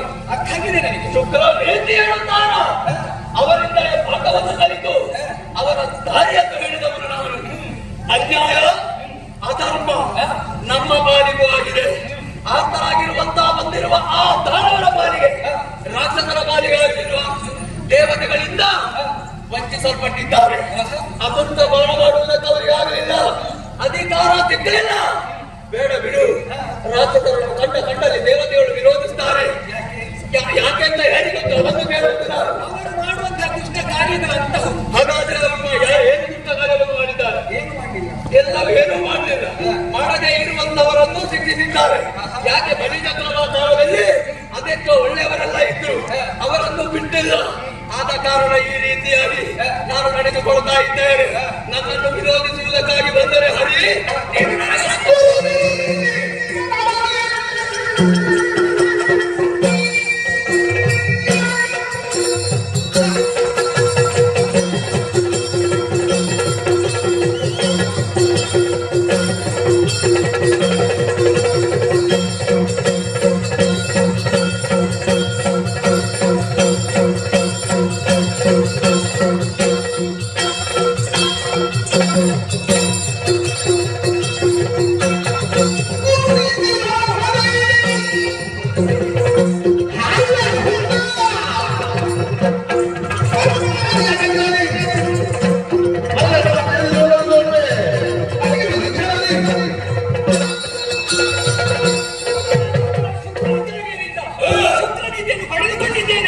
ಪರಮೇಶ್ವರನ ವರದ ಬಲಹನಲ್ಲಿದೆ ಅನ್ನುವಂತಹ ಅಹಂಕಾರದಿಂದ ಮಾತಾಡಿದ್ರೆ ಕೈಗಾಲು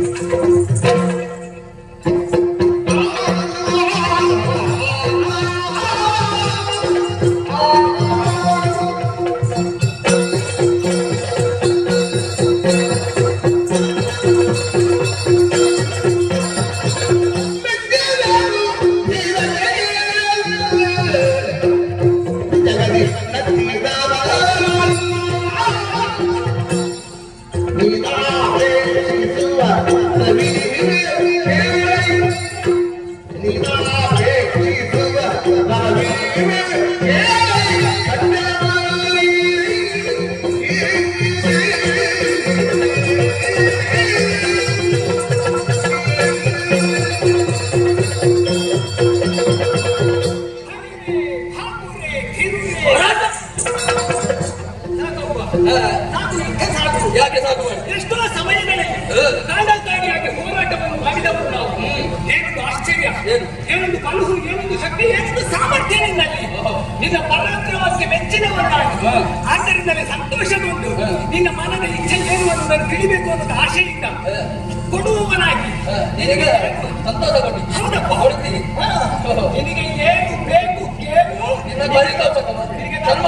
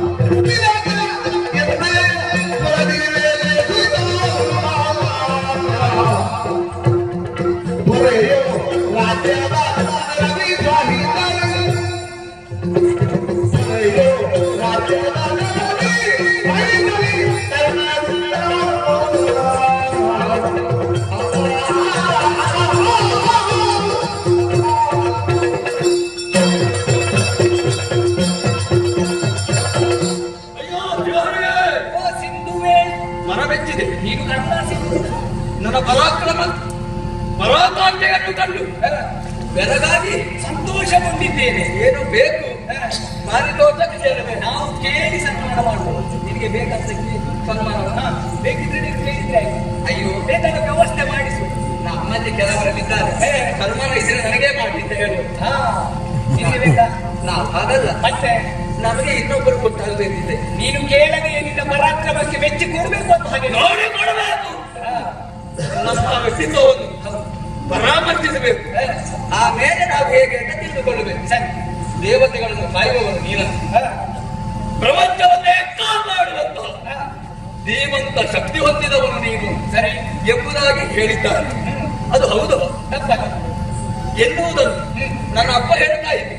ಪರಮ ವೈಷ್ಣವನಾಗಿದ್ದೆ. ಆದರೆ ನಾನು ಪ್ರತ್ಯಕ್ಷ ಕಂಡವನು.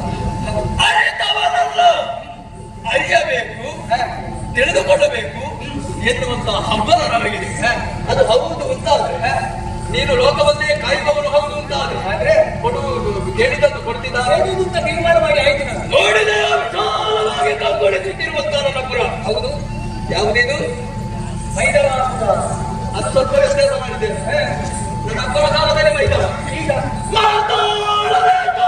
ಈಗ ದೀರ್ಘವಾಗಿ ಬೆಳೆದುಕೊಂಡಿದೆ. ಸ್ವಲ್ಪ ಯಾಕೆ ಮಗನ ಅಡಿಗೆ ನನ್ನ ಸ್ವಲ್ಪ ಕೊಡುಗೆ ಬೇಡ. ನಿಮಗೆ ಒಂದು ಸಾಮರ್ಥ್ಯದ ಪರಾಕಾಷ್ಠೆ.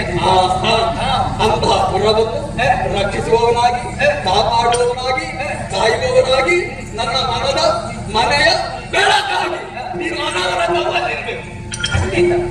ಇಷ್ಟು ಹೊತ್ತು ನಿನ್ನ ಯುದ್ಧವನ್ನು ಮಾಡುವುದರ ಮೂಲಕವಾಗಿ ನಿನ್ನ ಪರಾಕ್ರಮ ಏನು, ನಿನ್ನ ಭಕ್ತಿ ಏನು, ನಿನ್ನ ಶಕ್ತಿ ಏನು ಎಲ್ಲವನ್ನು ಕಂಡವರು ನಾನು. ನಿನ್ನ ಮನಸ್ಸಿನ ಆಶೆ ಇಲ್ಲ ಅನ್ನುವ ಹಾಗೆ ಹೇಳುವುದಿಲ್ಲ.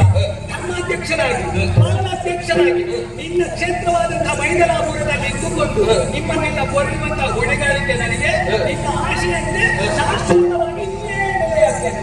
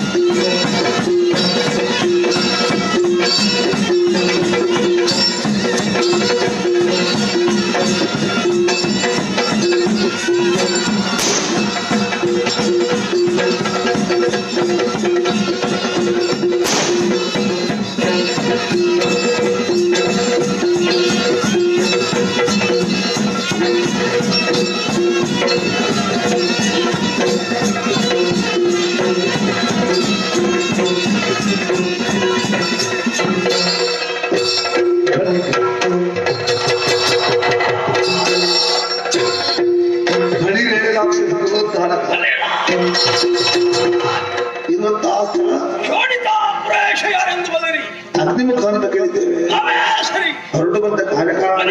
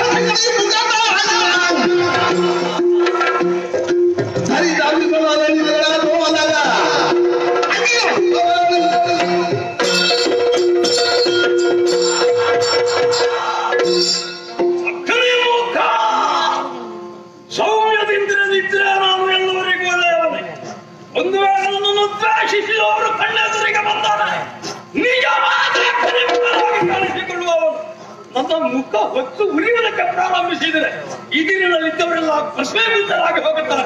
ಆದ ಕಾರಣವೇ ಅಕ್ಷರೇ ಮುಖ ಎನ್ನುವ ಹಾಗೆ ಹೆಸರು. ಮತ್ತೆ ಸುಮಗೆ ಕರೆಯುವುದಕ್ಕೊಂದು ಹೆಸರಿರಲಿ ಎನ್ನುವ ಕಾರಣಕ್ಕಾಗಿ ಅಕ್ಷರೇ ಮುಖರಲ್ಲ, ನಿಜವಾದ ಮಿತ್ರರಾದಂತಹ ಸಿಂಧು ದಾನವನ್ನು ನಡೆಸಿದ್ದಾರೆ. ವಿಷಯ ತಿಳಿಬೇಕು, ನಡೀತೆ.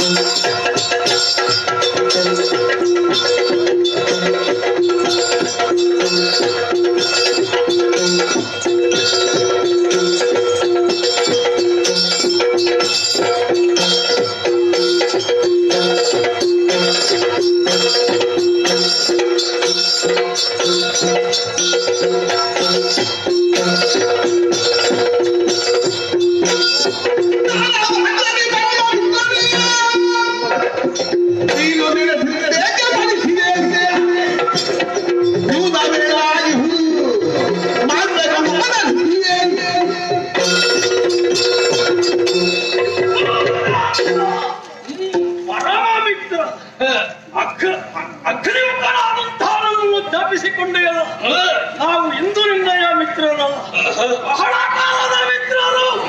ಹಾಗೆಂದು ಅದು ಬಾಯಿ ಮಾತಿಗೂ ಆಗಕೂಡದು. ಪರಮ ಮಿತ್ರನಾದಂತಹ ನಿನ್ನ ಕಷ್ಟಕ್ಕೆ ನಾನು ಸದಾ ಹೊಂದಿಸಬೇಕೆನ್ನುವಂತಹ ಮನೋಭಾವನೆಯನ್ನು ಹೊಂದಿದವರು. ಯಾಕೆ ಏನು ಮನವಾಯಿತು ಜೀವನದಲ್ಲಿ? ಯಾಕೆ ನನ್ನ ಮನವೊಲಿಕೆ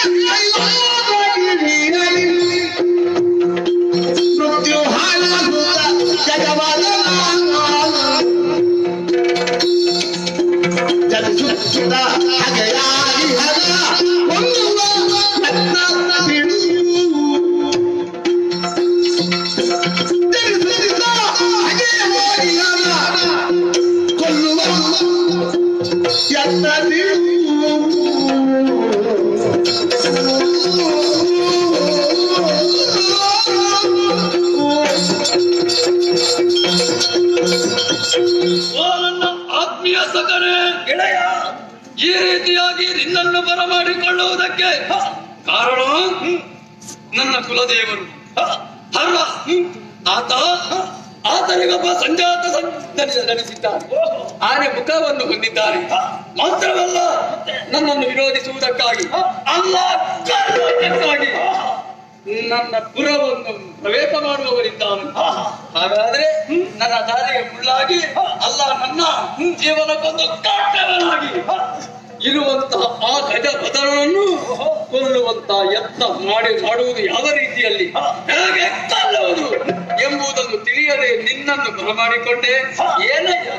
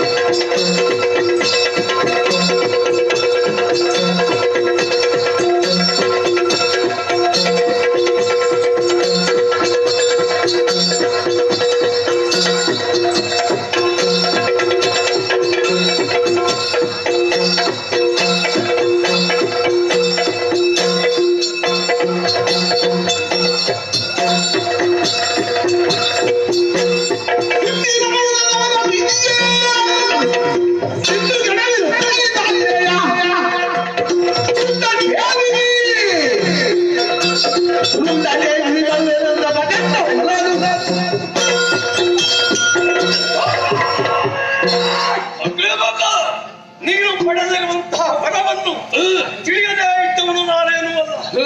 ವರಕ್ಕೆ ಬೇಕಾದ ಹಾಗೆಯೇ ದೇವತೆಗಳೆಲ್ಲ ಸಂಕಲ್ಪದಿಂದ ಗಣಪತಿಯ ಕುರಿತಾಗಿ ಹೊರ ಹೋಗಿದ್ದಾರೆ ಅಂತಾದರೆ ನಾವು ಸಂಚು ರೂಪಿಸಲೇಬೇಕು ಅಲ್ಲವೇ? ನಿಜವಾಗಿಯೂ ನೀನು ಹೊರಕ್ಕೆ ಹೋಗಬೇಕಾದ ಅಗತ್ಯವಿಲ್ಲ.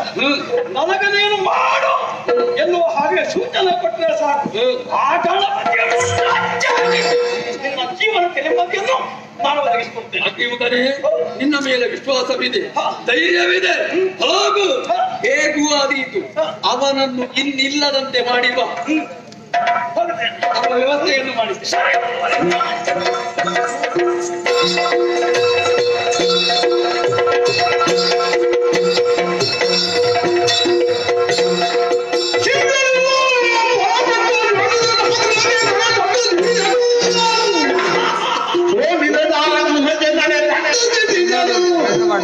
ಉಗ್ರ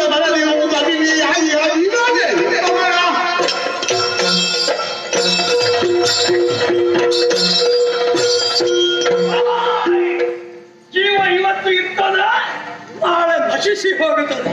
ಅದನ್ನು ಯಾರು ಕೇಳುವುದಿಲ್ಲ. ಅವ ಸತ್ತು ಹೋದನಂತೆ, ಮರಣ ಹೊಂದಿದನಂತೆ ಎನ್ನುವ ಹಾಗೆ 10 ಹಲವು ಉಪಾಯಗಳು ಹಾಡಿಕೊಳ್ಳಬಹುದು. ಆದರೆ ಜೀವಿತ ಕಾಲದಲ್ಲಿ ಏನು ಮಾಡಿದ್ದಾರೆ, ಆಡಿದ ಮಾತನ್ನು ಉಳಿಸಿದ್ದಾರೆ.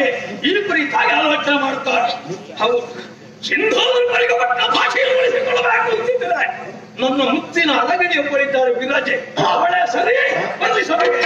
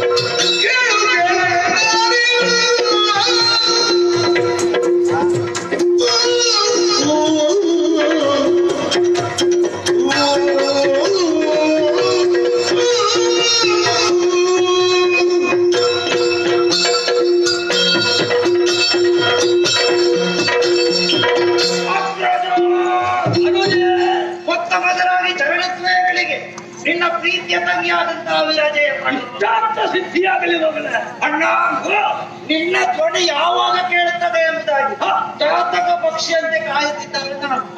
ಯಾಕೆ ಗೊತ್ತಿಲ್ಲ ಅಣ್ಣ. ನನ್ನನ್ನೊಮ್ಮೆ ಸರಿಯಾಗಿ ನೋಡಂತೆ ನೋಡಿದ್ದೇನೆ. ಎಲ್ಲಿಯೂ ಏನೂ ಕೊರತೆ ಆಗಲಿಲ್ಲ. ಅಲ್ಲೇ ಹುಟ್ಟ ಬಟ್ಟೆ, ದೊಡ್ಡಂತಹ ಆಭರಣ, ಶಿರಸ್ತ್ರಾಣ ಅಷ್ಟು ಸರಿಯಾಗಿ ಎಲ್ಲವನ್ನೂ ತಂದೊಪ್ಪಿಸಿದವ ನೀನು. ನನಗೆ ಬೇಕಾದನ್ನೆಲ್ಲ ಕೊಟ್ಟಿ. ನೀವು ಹೊರಗೆ ಹೋಗಬೇಡ. ನಿನಗೆ ಏನು ಬೇಕು ಹೇಳು, ನಾನು ತಂದು ಕೊಡ್ತೇನೆ. ಆದರೆ ಒಂದು ವಿಚಾರದಲ್ಲಿ ಕೊರತೆ ಮಾಡಿ. ಅದೇ ಒಂದು ತಿನ್ನು.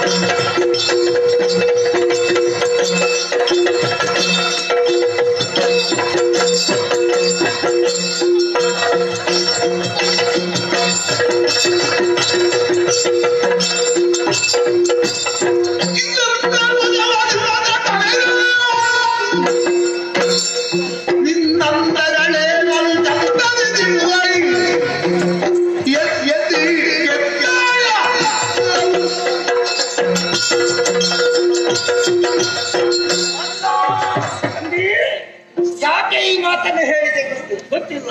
ನಾನು ಕಾಯುವುದು ನನ್ನ ನನಗೆ ಮರೆತು ಹೋಗಿರ್ಲಿಕ್ಕಿಲ್ಲ. ಇಲ್ಲ ಇಲ್ಲ, ಮರೆತು ಹೋಗುವುದಿಲ್ಲ. ಬಹುಶಃ ಈಗ ಬೇಡ, ಒಂದು ಸ್ವಲ್ಪ ದಿನ ಕಳೀಲಿ ಎಂಬುದಾಗಿ ಭಾವಿಸಿದ್ದೋ ಹೇಗೆ? ಯಾವುದರ ಬಗ್ಗೆ? ನನ್ನ ಮದುವೆ. ಮದುವೆ? ಹೌದಣ್ಣ. ನಿನಗೆ ಮತ್ತೆ ಇಷ್ಟು ಬೇಗ? ಏನಣ್ಣ? ಅಲ್ಲ, ಮದುವೆ ಮಾಡಿ ಕೊಡಬಹುದು, ಅದಕ್ಕೆ ತಲೆ ವಿಷಯನೂ ಇಲ್ಲ. ಆದ್ರೆ ಮದುವೆ ಮಾಡಿ ಕೊಟ್ಟರೆ ನನಗೆ ತಂಗಿಲ್ಲ ಅನ್ನಂತಾಗುತ್ತಾಳಲ್ಲ. ತಂಗಿಯ ಹೊರಗೋದ್ರೆ ಮತ್ತೆ ನನಗೆ ಜೀವನ ಯಾಕೆ? ಅಣ್ಣ ಪ್ರಾಯ ನಿಲ್ತದ ಹೇಳು. ಪ್ರಾಯ ನಿಲ್ಲುವುದಿಲ್ಲ. ಮತ್ತೆ ನನಗೆ ಯಾವಾಗ ಮದುವೆ ಮಾಡ? ಒಂದು ಪ್ರಾಯ, ಒಂದು ಶರೀರ, ಎರಡು ನಿಲ್ಲುವುದಿಲ್ಲ. ನಿನಗೆ ನಾನು ಯಾವಾಗಲೂ ಸಣ್ಣವಳ ಹಾಗೆ ಕಾಣುದು. ಅಷ್ಟು ಪ್ರೀತಿಯಿಂದ ನೋಡಿಕೊಂಡು ಬಂದವು. ಹಾಗಾಗಿ ಕೇಳ್ತಾ ಇದ್ದೆ, ನನಗೊಬ್ಬ ವರನನ್ನು ಹುಡುಕಿ ಬಂದೆ, ನನ್ನನ್ನು ಕರೆಸಿದ್ದು ಯಾಕೆ? ಎಲ್ಲವನ್ನು ಕರೆಸಿವೆ ಅಲ್ಲ.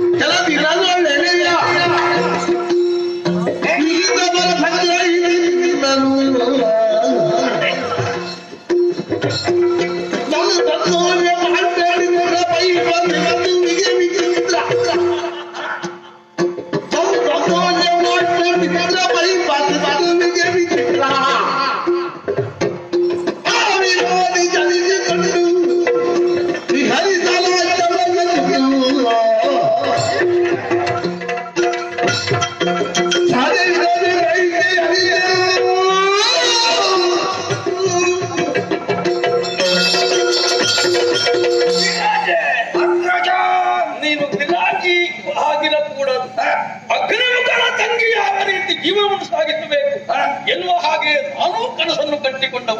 ನಿನ್ನ ಗ್ರಹಿಕೆಗಳನ್ನೆಲ್ಲವನ್ನು ಅರಿತು ನಿನ್ನ ಭರಸ ಆಶೆಗಳನ್ನು ಈಡೇರಿಸಬೇಕಾದ್ದು ನಿನ್ನನ್ನಾಗಿ ನನಗೆ ಕರ್ತವ್ಯ. ಆದರೆ ತಲೆಯ ಒಳಗೆ ವಿಶೇಷವಾದಂತಹ ಒಂದು ಮೊಳೆ ಹೊತ್ತ ಮೇಲೆ ಅದನ್ನು ನಿವಾರಿಸದೆ ನಾವು ಮದುವೆಯ ಬಗ್ಗೆ ಗಮನ ಹರಿಸುವುದಕ್ಕಾಗುವುದಿಲ್ಲ. ಏನಣ್ಣ? ಮಿತ್ರನಾದಂತಹ ಸಿಂಧೂ ದಾನವನಿಗೆ ವಿರೋಧಿಯೊಬ್ಬ ಹುಟ್ಟಿಕೊಂಡಿದ್ದಾನೆ ಕೈಲಾಸದಲ್ಲಿ ಇರುವಂತಹ ವಿಷಯ ಗೊತ್ತಾಗಿದೆ. ನಮ್ಮ ಮಿತ್ರನಿಗೆ ಮರಣ ಬರ್ತದೆ ಅಂತ ಆದ್ರೆ ನಾವು ನೆಮ್ಮದಿಯಿಂದ ಇಲ್ಲಿ ಸಂತೋಷವನ್ನು ಆಚರಿಸುವುದಕ್ಕಾಗುತ್ತದೆಯೇ? ಆದ ಕಾರಣ ಗಣಪತಿ ಎನ್ನುವಂತಹ ಒಬ್ಬ ಹುಡುಗನಿಂದ ಸಿಂಧೂದಾನ್ ಅವರಿಗೆ ಮರಣದ ಭೀತಿ ಎದುರಾಗಿದೆ. ಇದನ್ನು ನಿವಾರಿಸುವ ಬಗೆ ಹೇಗೆ?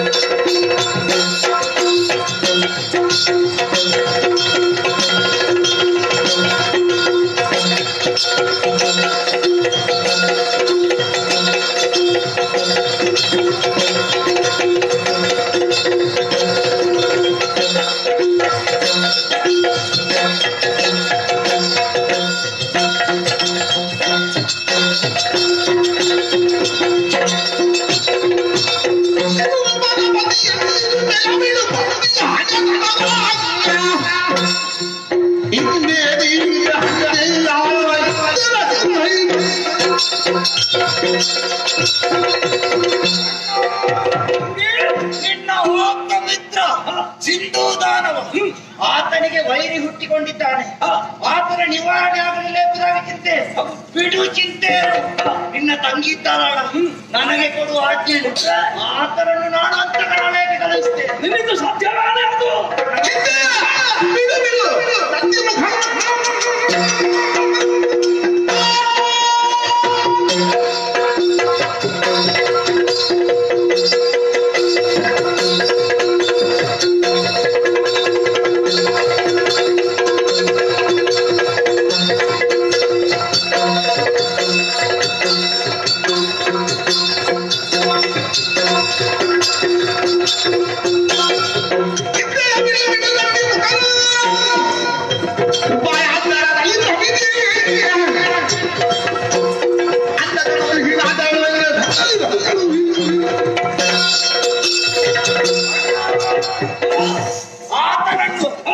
ಸೋಲಿಸಿದಕ್ಕೂ ಅಥವಾ ಸಾಯಿಸಿದಕ್ಕೂ ತಂಗಿ ಅಂತ ನನಗೆ ಸಾಧ್ಯವಿಲ್ಲ ಎಂಬುದಾಗಿ ಚಿಂತೆ ತಾನೆ. ಚಿಂತೆಯನ್ನು ಬಿಡು ಬಿಡು. ಆದಂತಿ ಮುಖರನ್ನು ಉಪಾಯದಿಂದ ಸೋಲಿಸಿ ಇಲ್ಲವೇ ಸಾಯಿಸಿ ನಾನು ಬರ್ತೇನೆ. ಇಲ್ಲಿ ಒಂದು ಸೂಕ್ಷ್ಮತೆ ಇದೆ. ಗಣಪತಿ ಎನ್ನುವಂತಹ ವಿಷಯ ಗೊತ್ತಾಗಕೂಡುದು ನಮ್ಮವರಿಗೆ, ದೈ ಸಿಂಧೂದಾನವನಿಗೆ ಎನ್ನುವಂತಹ ವಿಷಯವನ್ನು ಮುಚ್ಚಿಡುವುದಕ್ಕಾಗಿಯೇ ಮಯೂರೇಕ ಎನ್ನುವಂತಹ ವಿಶೇಷವಾದಂತಹ ನಾಮದಿಂದ ಅವನನ್ನು ಕರೆದು ಬರಲಾಗುತ್ತಾ ಇದೆ. ಇದು ದೇವತೆಗಳೆಲ್ಲರ ಸಂಚು. ಇದನ್ನು ಭೇದಿಸಲೇಬೇಕು. ಆ ಗಣಪತಿಯ ತಲಕಡಿ ಸೊಂಡಿಲು ತಂದು ನನಗೊಪ್ಪಿಸು. ವಿಶೇಷವಾದ ಪದಾರ್ಥ ಮಾಡಿ ತಿನ್ನೋಣ. ವಿಜಯ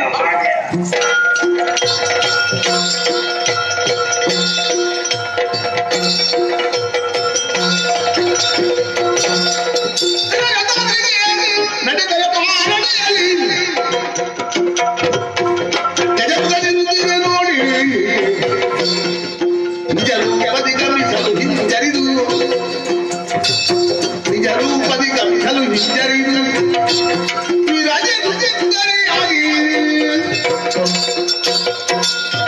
ಅಣ್ಣನನ್ನಲ್ಲಿ ಹೇಳಿದ್ದು ಹೇಗೆ? ಸಿಂಧೂದಾನ ವೈರ್ಯಾದವ ರಜತಾದ್ರಿಯಲ್ಲಿ ಇದ್ದಾನೆ ಎಂಬುದಾಗಿ ಅಣ್ಣನಿಂದ ಅಪ್ಪಣೆಯನ್ನು ಪಡೆದು ರಜತಾದ್ರಿಗೆ ಬಂದಿದ್ದೆ. ದೂರದಲ್ಲಿ ಕಾಣ್ತಾ ಇದ್ದಾನಲ್ಲ, ಬಹುಶಃ ಅವನೇ ಇರಬೇಕು. ದೇವತೆಗಳಿಗೆ ಮೋಸದಿಂದ ಹೇಗೆ ಗಣಪತಿಯನ್ನು ಮಯೂರೇಕ ಮಾಡಿದ್ದ, ಹಾಗೆ ನಮಗೆ ಮೋಸ ಮಾಡಲಿಕ್ಕೆ ಬರುವುದಿಲ್ಲ ಎಂಬುದಾಗಿ ಭಾವಿಸಿದ್ದ. ಆತನ ಬಳಿಗೆ ಹೀಗೆ ಹೋಗುವುದಲ್ಲ, ನನ್ನ ಇನ್ನೊಂದು ರೂಪ ಏನು ಎಂಬುದನ್ನು ಈಗ ತೋರಿಸ್ತೇನೆ.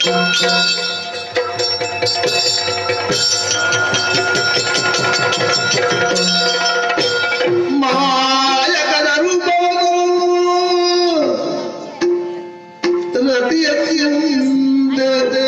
ಮಾಡಿ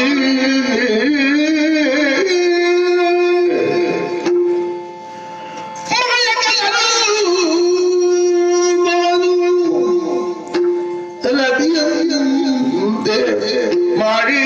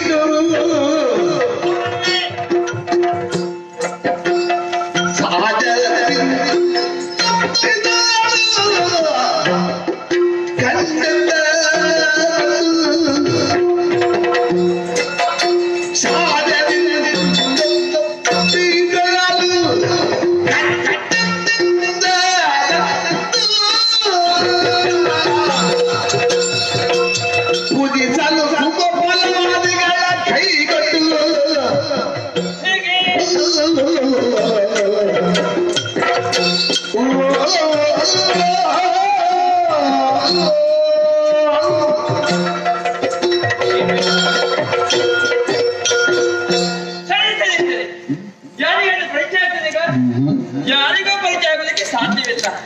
ಸುಂದರವಾದಂತಹ ತ್ರಿರೂಪವನ್ನು ಧರಿಸಿಕೊಂಡಿದ್ದೇನೆ. ಯಾಕೆ ಇದು ನೇರವಾಗಿ ಗೋರೂಪವನ್ನು ಧರಿಸಿಕೊಂಡು ಗಣಪತಿಯಲ್ಲಿಗೆ ಹೋದ್ರೆ ನನ್ನ ನಾವು ಸುಮ್ಮನೆ ಬಿಡುವುದಕ್ಕೆ ಸಾಧ್ಯವಿಲ್ಲ. ಅದಕ್ಕಾಗಿ ಚಂದದ ತ್ರಿರೂಪವನ್ನು ಧರಿಸಿಕೊಂಡಿದ್ದೇನೆ. ಹೇಗೆ ರತಿಯ ರೂಪದಂತೆ ರೂಪವನ್ನು ಬೆಳೆಸಿಕೊಂಡಿದ್ದೇನೆ. ನಮಗಿಂತ ಹೇಳುವುದಕ್ಕೆ ಸಾಧ್ಯವಿಟ್ಟೆ. ಬೇಕಾದಾಗ ಯಾವುದೇ ರೂಪವನ್ನು ಧರಿಸಲಿಕ್ಕೆ ಸಾಮರ್ಥ್ಯವುಳ್ಳವರು ನಾವು ಅಸುರರಲ್ಲವೇ. ಇಷ್ಟೆಲ್ಲ ರೂಪವನ್ನು ಧರಿಸಿಕೊಂಡು ಗಣಪತಿಗೆ ಹೋಗ್ಬೇಕು. ಹೇಗಾದ್ರೂ ಸುತ್ತಿಗಟ್ಟಿಸಿ ಅವಳು ಮುಗಿಸುವಂತ ಯೋಚನೆ ಮಾಡ್ತೇನೆ. ಮುಂದೆ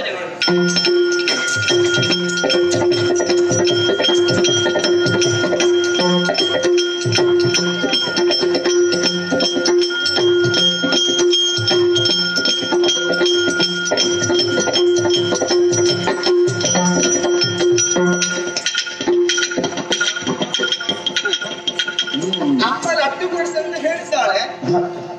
ಲಡ್ಡು ಕೊಡ್ತಾರೆ ಅಂತ ಹೇಳಿ ಅಮ್ಮ ಬರ್ಲಿಲ್ಲ. ನಮ್ಗೆ ಎಲ್ಲುಂಡೆ ಅಮ್ಮ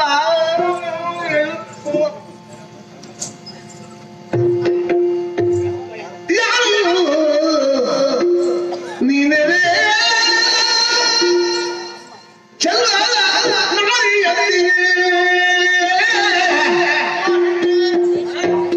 ಯಾರು ನೀನೆಲೆ ಚಲ್ಲ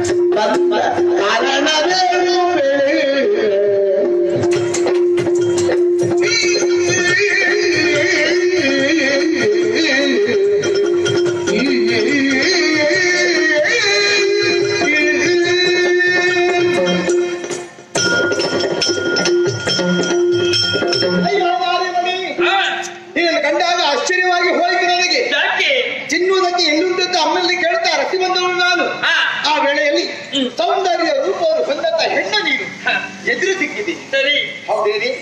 ಯಾರು ನೀನು? ನೀನು ಒಪ್ಪಿಸ್ಕೊಬಳೆ, ಪರಿಚಯದವಳು ನೀನಲ್ಲ. ಇಲ್ಲ. ಆದುದರಿಂದ ಹೆಸರಿದ್ರೆ ಹೆಸರೇ. ಪಾದ ಕಾಣಿ ಕೊಡುವುದಕ್ಕೆ ಕಾರಣ ಏನು?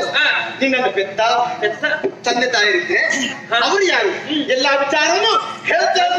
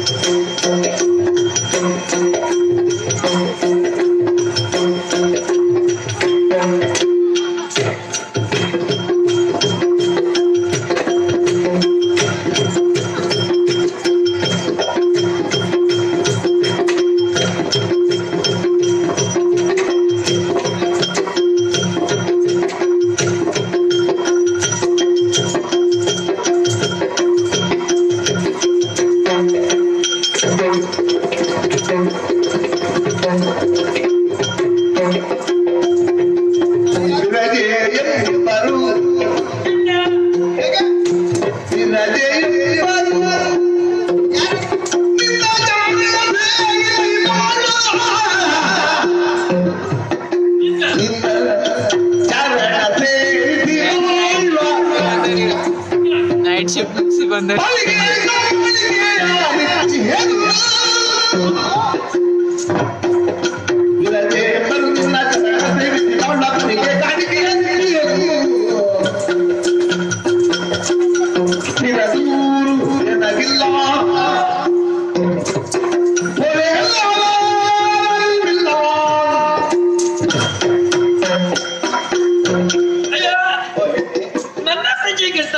ನೀನ್ ಯಾರು, ಇಲ್ಲಿಗೆ ಬರೋದಕ್ಕೆ ಕಾರಣ ಏನು ಹೇಳು ನನ್ನಲ್ಲಿ. ಹೌದಾ?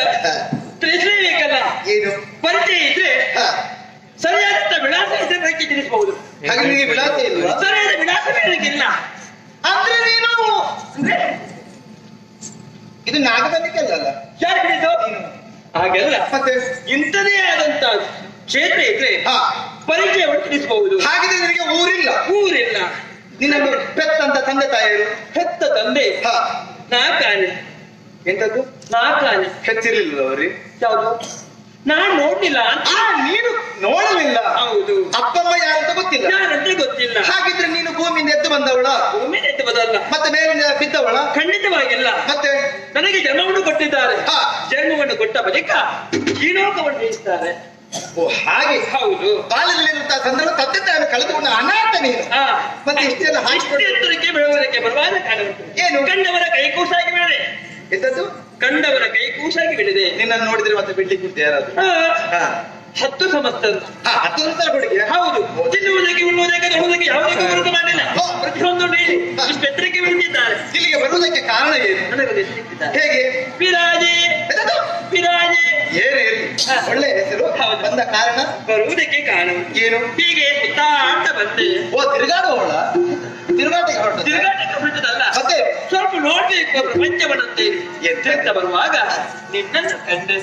ಅಯ್ಯೋ ರೂಪವೇ, ಒಂದು ಮಾತ್ರ ಕೊರತೆ. ಎಂತದ್ದು? ಅದನ್ನ ಬಿಟ್ರೆ ಮತ್ತೆ ಯಾವುದೂ ಕೊರತೆ ಇಲ್ಲ.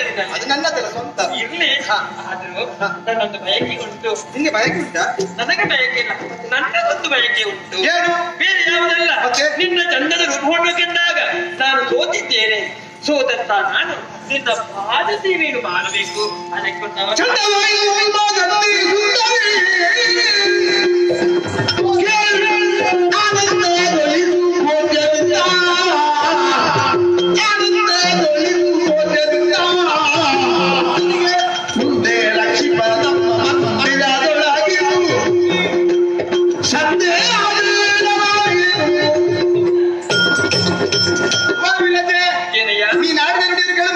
ಸಂತೋಷವಾಯಿತು. ಹೇಗಿದ್ರು ಸೇವೆ ಮಾಡ್ಬೇಕೆಂಬ ಆಸೆ. ಸುಮ್ಮನೆ ಸೇವೆ ಮಾಡುವುದು ಬೇಡ. ಇದು ಪಾದ ಸೇವೆ ಬೇಡ. ನನಗೆ ತಿನ್ನಬೇಕೆನ್ನುವ ಆಸೆ ಆಗ್ತಾ ಉಂಟು. ಆದುದರಿಂದ ಏನಾದ್ರೂ ಒಳ್ಳೆ ಒಳ್ಳೆ ತಿಂಡಿ ಮಾಡುದಿದ್ರೆ ಮಾಡಿ ನನಗೆ ಕೊಡ್ತೀಯಾ? ಅಡುಗೆ ಮಾಡಿಯಾ? ನಮ್ಮ ಅರಮನೆಯಲ್ಲಿ ಇದಕ್ಕೆಲ್ಲಿ ಹೋಗುದು ಬೇಡ. ಅದಕ್ಕೆ ಯಾಕೆ ಯೋಚನೆ ಮಾಡ್ತೀನಿ? ಯಾವುದು ಬೇಕಾದ್ರೆ ನಾನು ಮಾಡಿ ಹಾಕ್ತೇನೆ.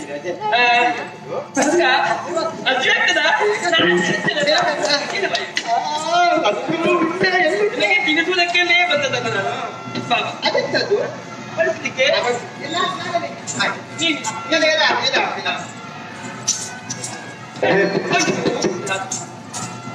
ಎಲೆ ಮೇಲೆ ಕಿತ್ಕೊಳ್ಳುದ ಎಲ್ಲಿ ಕಿತ್ಕೊಳ್ಳಿ ನೀನು?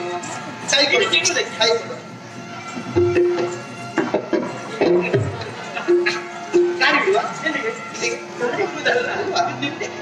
ಬೇಗ ಬೇಗ ಕೊಡು. ಎತ್ತ ಮಾಡ್ತೀನಿ.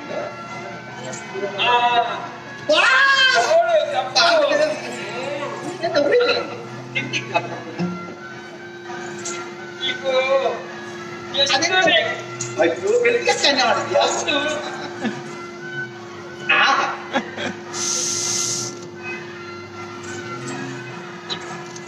ಇದೆಲ್ಲ ಹೆಂಗಾಗಿ ಮಾಡಿದ್ದು ಅದು ನನಗೆ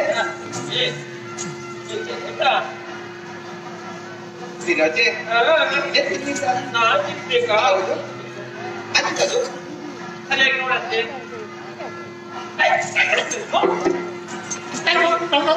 ಇದು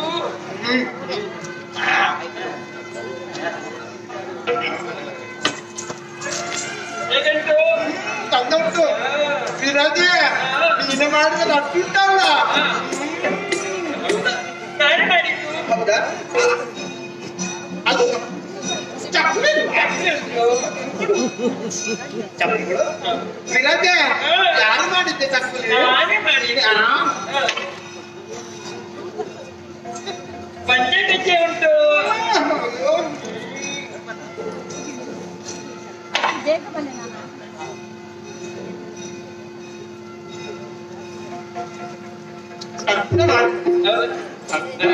ವಿಚಾರ ಮಾಡಲ್ಲ, ಹಿಂಗೇ ತಿನ್ಬೇಕಂತೇನೆ.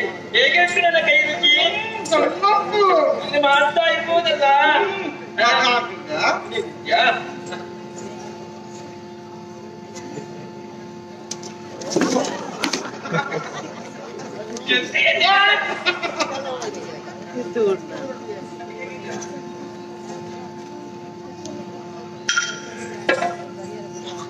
ಬೇಗ ಬೇಗ ಬೇಗ ಬೇಗ ತಿನ್ನು.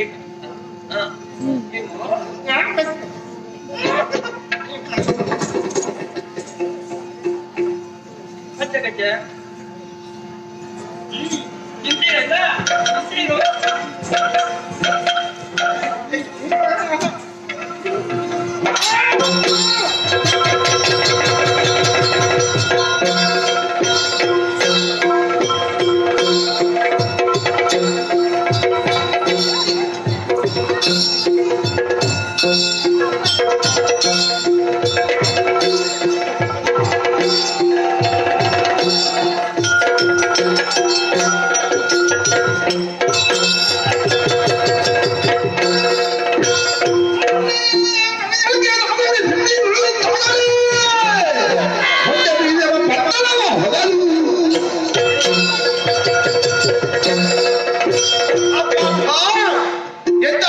ಕಾಣ್ತಾ ಇದ್ದೇನೆ ನಾನು. ವಿರಾಜ ಅನಾಥೆ ಅಂತ ಹೇಳುವುದರ ಮೂಲಕ ನನಗೆ ಭಕ್ಷ್ಯಗಳು ತಿನ್ನಿಸುತ್ತ ನನ್ನನ್ನು ನುಂಗುವುದಕ್ಕೆ ಮುಂದಾದ ಏನಂತ ಭಾವಿಸಿದಾಗ ಹೊಟ್ಟೆಯೊಳಗೆ ಪೂರ್ಣವಾಗಿ ಹೋಯಿತು. ಆಮೇಲೆ ಅರಳ ಉದರವನ್ನೇ ಸೀಳಿ ಹೊರಬಂತಹ ಸಂದರ್ಭದಲ್ಲಿ ಒಬ್ಬಳು ಸತ್ತು ಹೋಗಿದ್ದಾಳೆ. ಏನೇಲಿ ಇನ್ನು ಏನಾಗ್ತದೆ ಮುಂದೆ ನೋಡ್ತೇನೆ.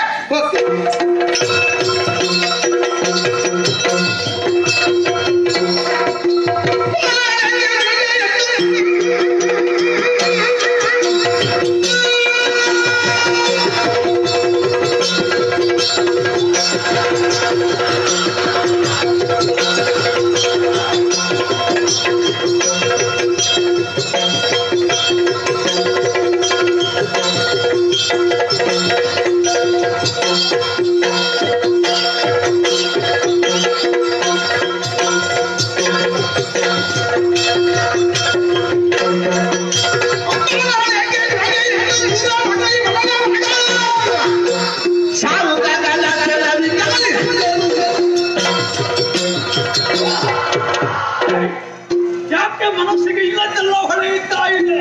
ನನ್ನ ತಂಗಿಗೆ ಕಷ್ಟ ಬಂದಿರಬೇಕು, ವಿಷಯ ತಿಳಿಯಬೇಕು.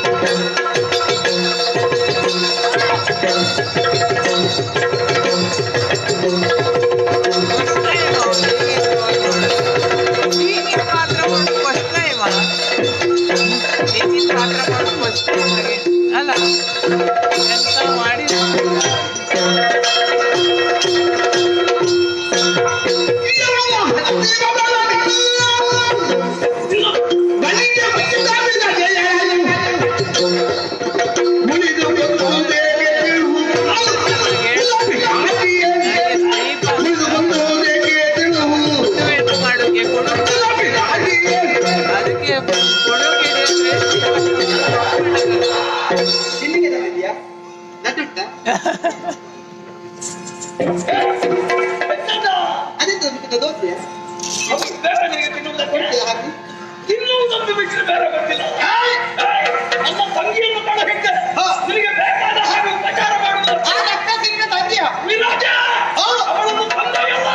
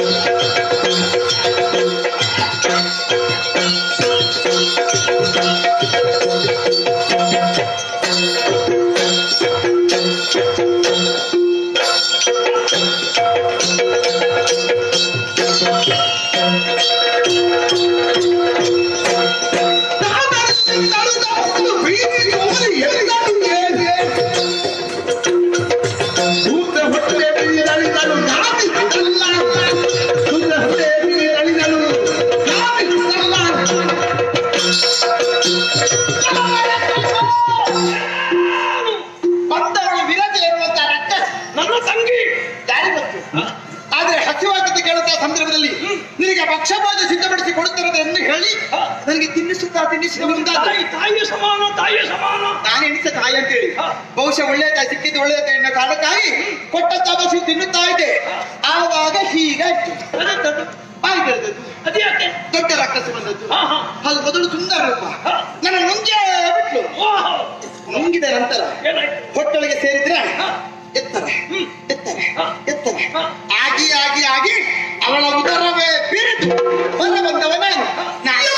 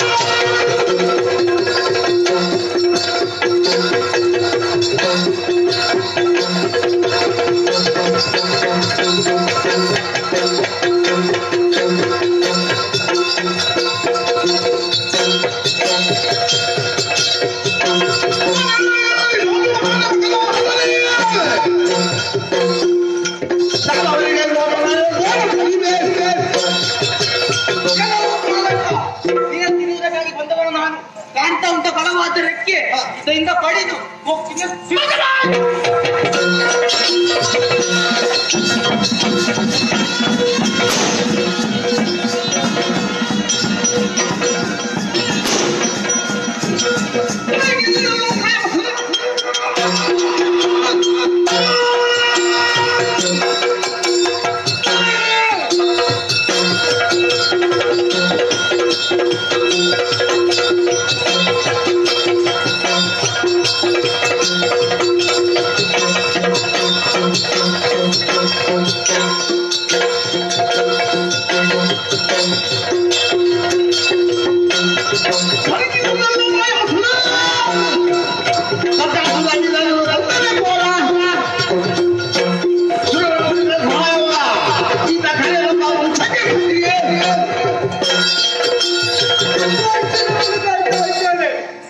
ಪಕ್ಷಿಯನ್ನು ಕೊಂಡವನಿದ್ದಾನೆ ಬಾಲಕ ಬಿಡುವವ ನಾಡಲ್ಲ ಈಗಲೇ ಘೋರ ವಂಶ ರೂಪವನ್ನು ತಾಳ್ತಾನಂತೆ.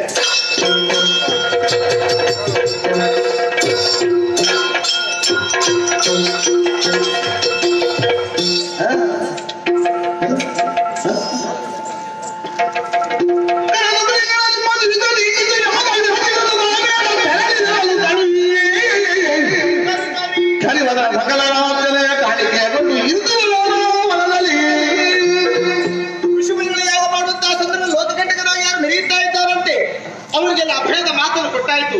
ಬಂದಂತ ರಕ್ಕಸರು ಕೊಲ್ಲುತ್ತೇನೆ ಎನ್ನುವುದಾಗಿ ಅಷ್ಟವರೆಗೆ ಇಲ್ಲ ಹೇಳ್ತೇನೆ.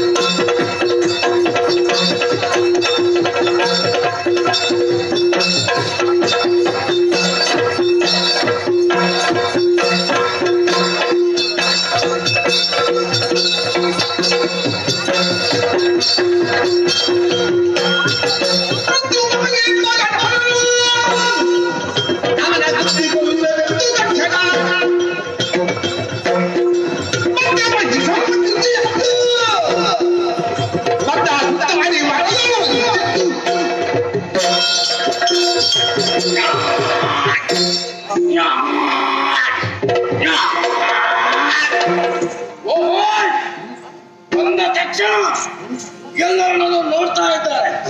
ಇದೇ ವಿಚಿತ್ರ. ಈ ಪ್ರಸಂಗದಲ್ಲಿ ಹೀಗೂ ಬಿಟ್ಟೆ ಎಂಬ ಚಿಂತೆ. ನಾನು ಅಂತಿದ್ದವನಲ್ಲ, ಮಯಾಸುರನೇ. ಬೈಸಾಖಿಯಾಗಿ ಬಂದಿದ್ದೇನೆ, ಋಷಿಮುನಿಗಳನ್ನು ಪೀಡಿಸಿದೆ. ನನಗೆದುರಾಗಿ ಆ ಗಜ್ಜ ಯಾರೋ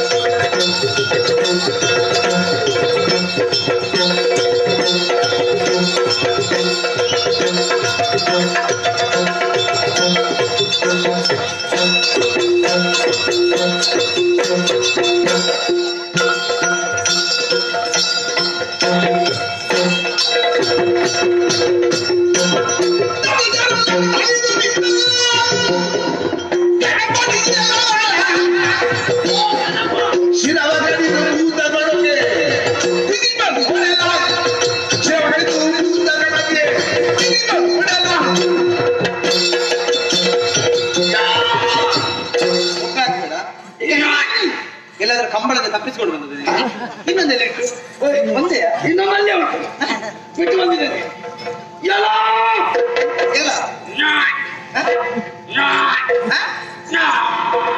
ಅಕ್ಕ ಇಲ್ಲಿಲ್ಲ ಅಲ್ಲಿ ಹೋಗ್ಬೇಕು ಇಲ್ಲಿ ಬೈಬಲ್ ಅಲ್ಲ ಎಂತದ ಎಲ್ಲ ರಾಕ್ಷಸರು ಗೆಲ್ಲುತ್ತಾ ತಾನು ತಾನಾಗಿ ನೀನು ಮೆರೆಯಕ್ಕೆ ಅಂತಲ್ಲ ಆ ಋಷಿಮುನಿಗಳ ಪೀಡನೆ ಕೊಟ್ಟವರು ಯಾರು ನಾನೇ ಮಯಾಸುರದ ನಾನೇ ಮೈಶಾಖಿಗೆ ಬಂದಿದ್ದೇನೆ ನಿನ್ನನ್ನು ತಂದು ಶಾಖಿನಿ ದಾಖಿನಿ ಜ್ವಾಲಿನಿ ಮಾಡಿ ಇವುಗಳಿಗೆ ಅವತಾರ ಮಾಡಿ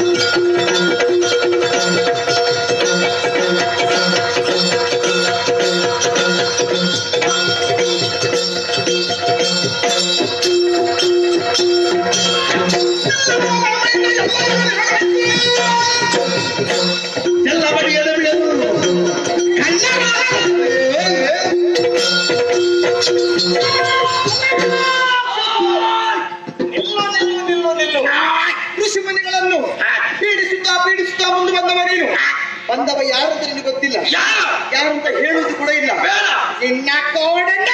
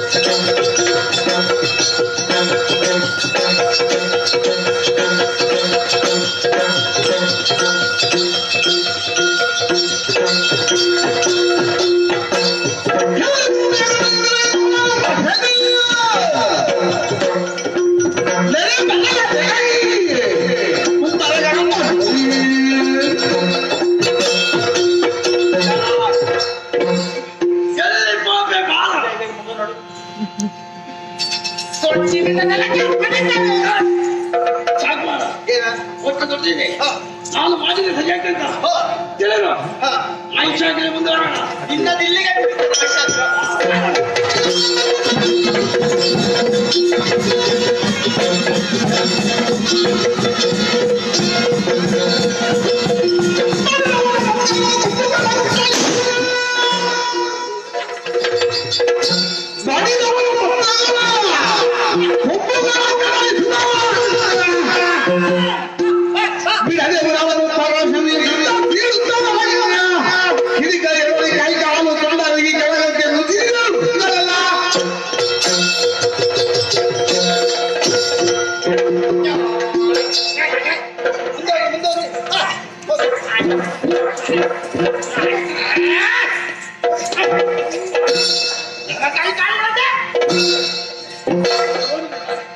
ನನ್ನ ಕೋಡು ಬಿಡು ಪುಣ್ಯಾತ್ಮ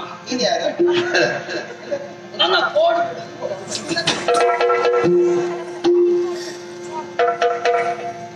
ಅಯ್ಯ ಏನ ನೀನು ಯಾರು ನಿನ್ನ ಮಹಿಮೆ ಎಂಬುದನ್ನು ತಿಳಿಯದೇ ಹೋದೆ ನಾನು ಇದು ನಿನ್ನ ಪ್ರಸಂಗವ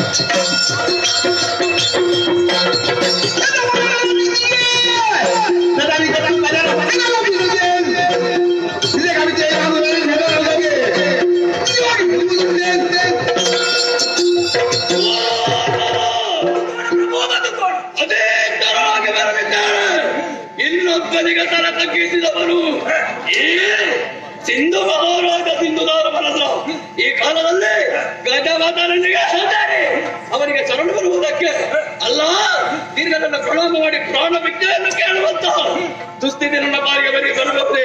ಖಂಡಿತವಾಗಿಯೂ ಇಲ್ಲ.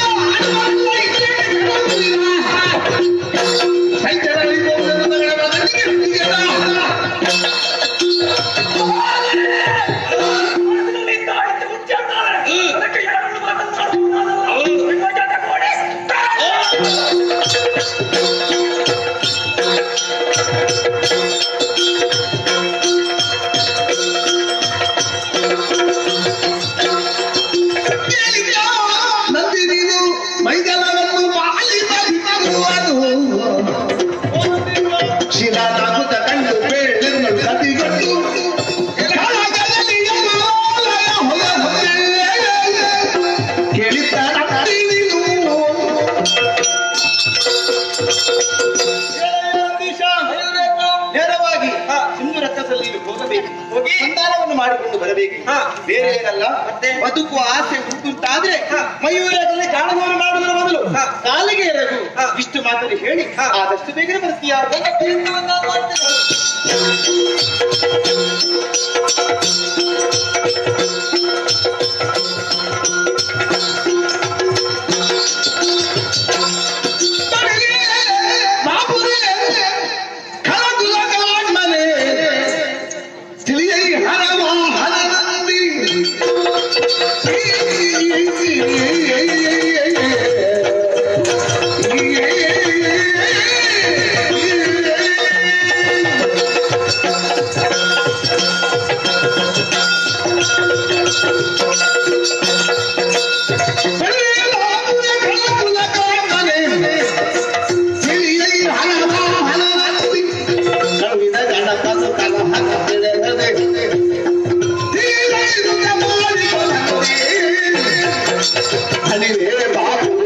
ಕುಲ ಕಾಣ್ಮನೆ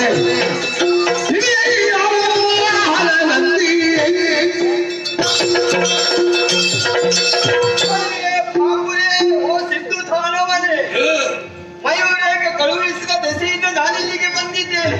ನಿನ್ನ ದಾನವನದೆಷ್ಟು ಅಳಿದು ಹೋಗಿದ್ದಾರೆ. ನೀನು ಹರಿಯ ಭಕ್ತನಾಗಿದ್ದಿ, ಹರನ ಭಕ್ತನಾಗಿದ್ದಿ. ಆದ್ದರಿಂದ ಒಂದು ಮಾತೆ ಹೇಳಿದ್ದಾರೆ, ಆ ಮಯೂರೇಕನ ಗಾಳಿಗೆ ಶರಣಾಗಬೇಕಂತೆ ನಿನಗೆ ಬದುಕಬಹುದು. ಇಲ್ಲಂತಾದ್ರೆ ಐವನ್ನು ಸಮೀಪ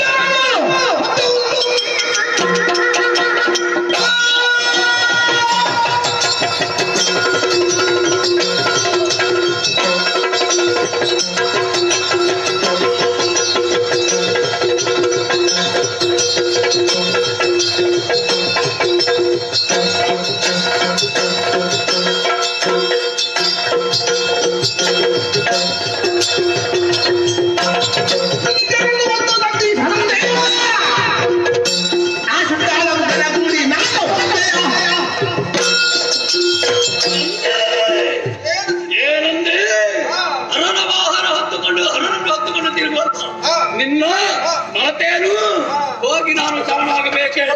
ಯಾವ ಕಾಲಕ್ಕೂ ಇಲ್ಲ. ಗಂಡಾಗಿ ಹುಟ್ಟಿದ್ದೇನೆ, ಗಂಡಾಗಿ ಬೆಳೆದಿದ್ದೇನೆ, ಸಾಯುವುದಿದ್ರು ಗಂಡಾಗಿ ಸಾಯಿದ್ದೇನೆ. ಹಾಗೆ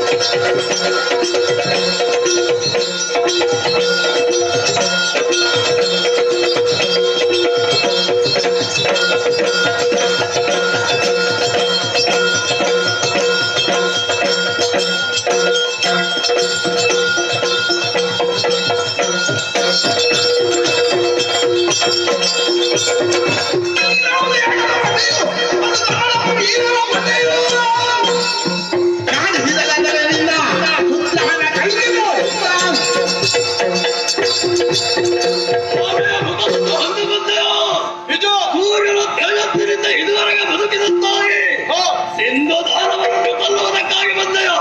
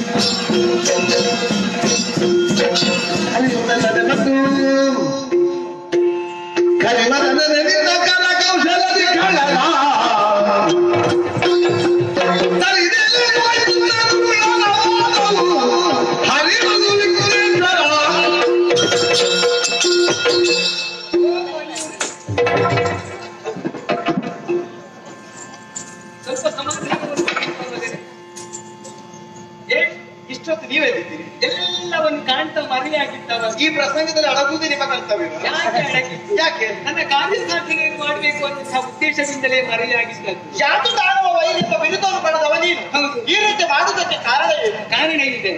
ದುಷ್ಟರ ಮನೆಯಲ್ಲೇ ಇಟ್ಟುಕೊಂಡು ದುಷ್ಟರು ನಾಶ ಆಗುವ ರೀತಿಯಲ್ಲಿ ಯಾಕೆ ಹೀಗೆ ಮಾಡಿದೆ? ಯಾಕೆ ನಿನ್ನ ಅಪ್ಪ ಕೊಟ್ಟಂತಹ ವರದ ಪ್ರಭಾವಕ್ಕೆ ಯಾವುದೇ ರೀತಿಯ ಧಕ್ಕೆ ಬಾರದ ರೀತಿಯಲ್ಲಿ ಆ ದುಷ್ಟನನ್ನು ನಿನ್ನಿಂದಲೇ ನಾಶಗೊಳಿಸುವ ಹಾಗೆ ವ್ಯವಸ್ಥೆಯನ್ನು ಮಾಡಿ. ಅಪ್ಪನಿಗೆ ನಿಮಗೆ ಎಂತ ಸಂಬಂಧ? ಹರಿಹರಲ್ಲಿ ಭೇದವಿಲ್ಲ. ಭಾವ ಭಾವ ಅನ್ನುವಂತ ಸಂಬಂಧ ಅಲ್ವಾ? ಭಾವನ ಭಾವನೆ ಏನು ಅನ್ನೋದನ್ನು ಈಗ ಅರ್ಥ ಮಾಡಿಕೊಂಡಿದ್ದಾರೆ.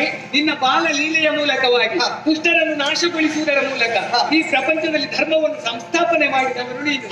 ಈ ವಿಚಾರವನ್ನು, ಈ ಸಂತೋಷದ ವಿಚಾರವನ್ನು ನಿನ್ನ ಅಮ್ಮನಲ್ಲಿ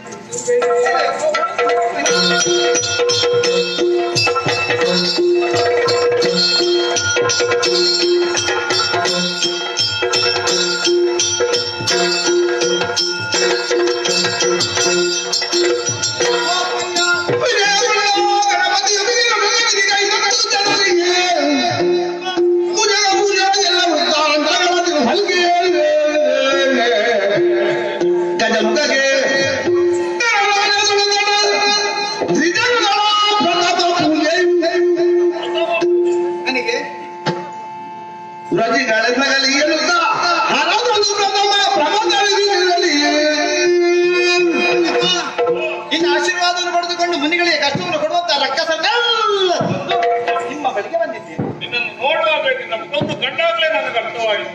ಮಯೂರೇಕ ವಿಜಯ ಸಾಧಿಸಿ ಬಂದಿದ್ದಾನೆ. ಮಯೂರೇಕ ವಿಜಯ ಸಂತೋಷವಾಯಿತು, ಸಂತೋಷವಾಯಿತು. ಆದ್ರೆ ನಾನು ಗಣರಾಜ, ನಟರಾಜ, ಈ ರೀತಿಯಾಗಿ ನನ್ನನ್ನೆಲ್ಲ ಕೊಂಡಾಡ್ತಾರೆ. ಹೌದು, ಇನ್ನು ಮುಂದೆ ಹಾಗಲ್ಲ. ಗಣಗಳಿಗೆಲ್ಲ ಅಧಿರಾಜ ನೀನು. ಆ ಪಟ್ಟವನ್ನು ನಿನಗೆ ಕೊಡ್ತಾ ಇದ್ದೇನೆ. ಮಾತ್ರವೇ ಅಲ್ಲ, ಪ್ರಪಂಚ ಭಕ್ತರೆಲ್ಲರೂ ನಿನಗೆ ಮೊದಲ ಪೂಜೆಯನ್ನು ಮಾಡಬೇಕು. ಗಣಪನಿಗೆ ಪೂಜೆ ಮಾಡದೆ ಯಾವ ಪೂಜೆ ಮಾಡಿದ್ರು ಅದು ಫಲಿಸುವುದಿಲ್ಲ. ಅಪ್ಪ, ಪಟ್ಟವನ್ನು ನೀವೇನು ಕಟ್ಟಿದ್ದೀರಿ. ಈ ಪಟ್ಟ ಕಟ್ಟ ಕರ್ತವ್ಯ ಎಲ್ಲ ಸರಿಯಪ್ಪಯ್ಯ. ಆದ್ರೆ ರಾಮಬಾಧ ಎನ್ನುವುದು ಬರಿದಾಗಿದೆ. ಅಂದ್ರೆ ಮದುವೆ ಆಗ್ಬೇಕು ಮಗನೇ. ಖಂಡಿತ ಹೌದು. ಪ್ರಾಯಕ್ಕೆ ಬಂದಾಗ ಸರಿಯಾದಂತಹ ಮಗು ನಡೆಸಿ ವಿವಾಹ ಮಾಡ್ಬೇಕಂತ ತಂದೆಯ ಕರ್ತವ್ಯ. ಹಾಗಾಗಿ ನಾನು ಆಲೋಚನೆ ಮಾಡ್ತೇನೆ.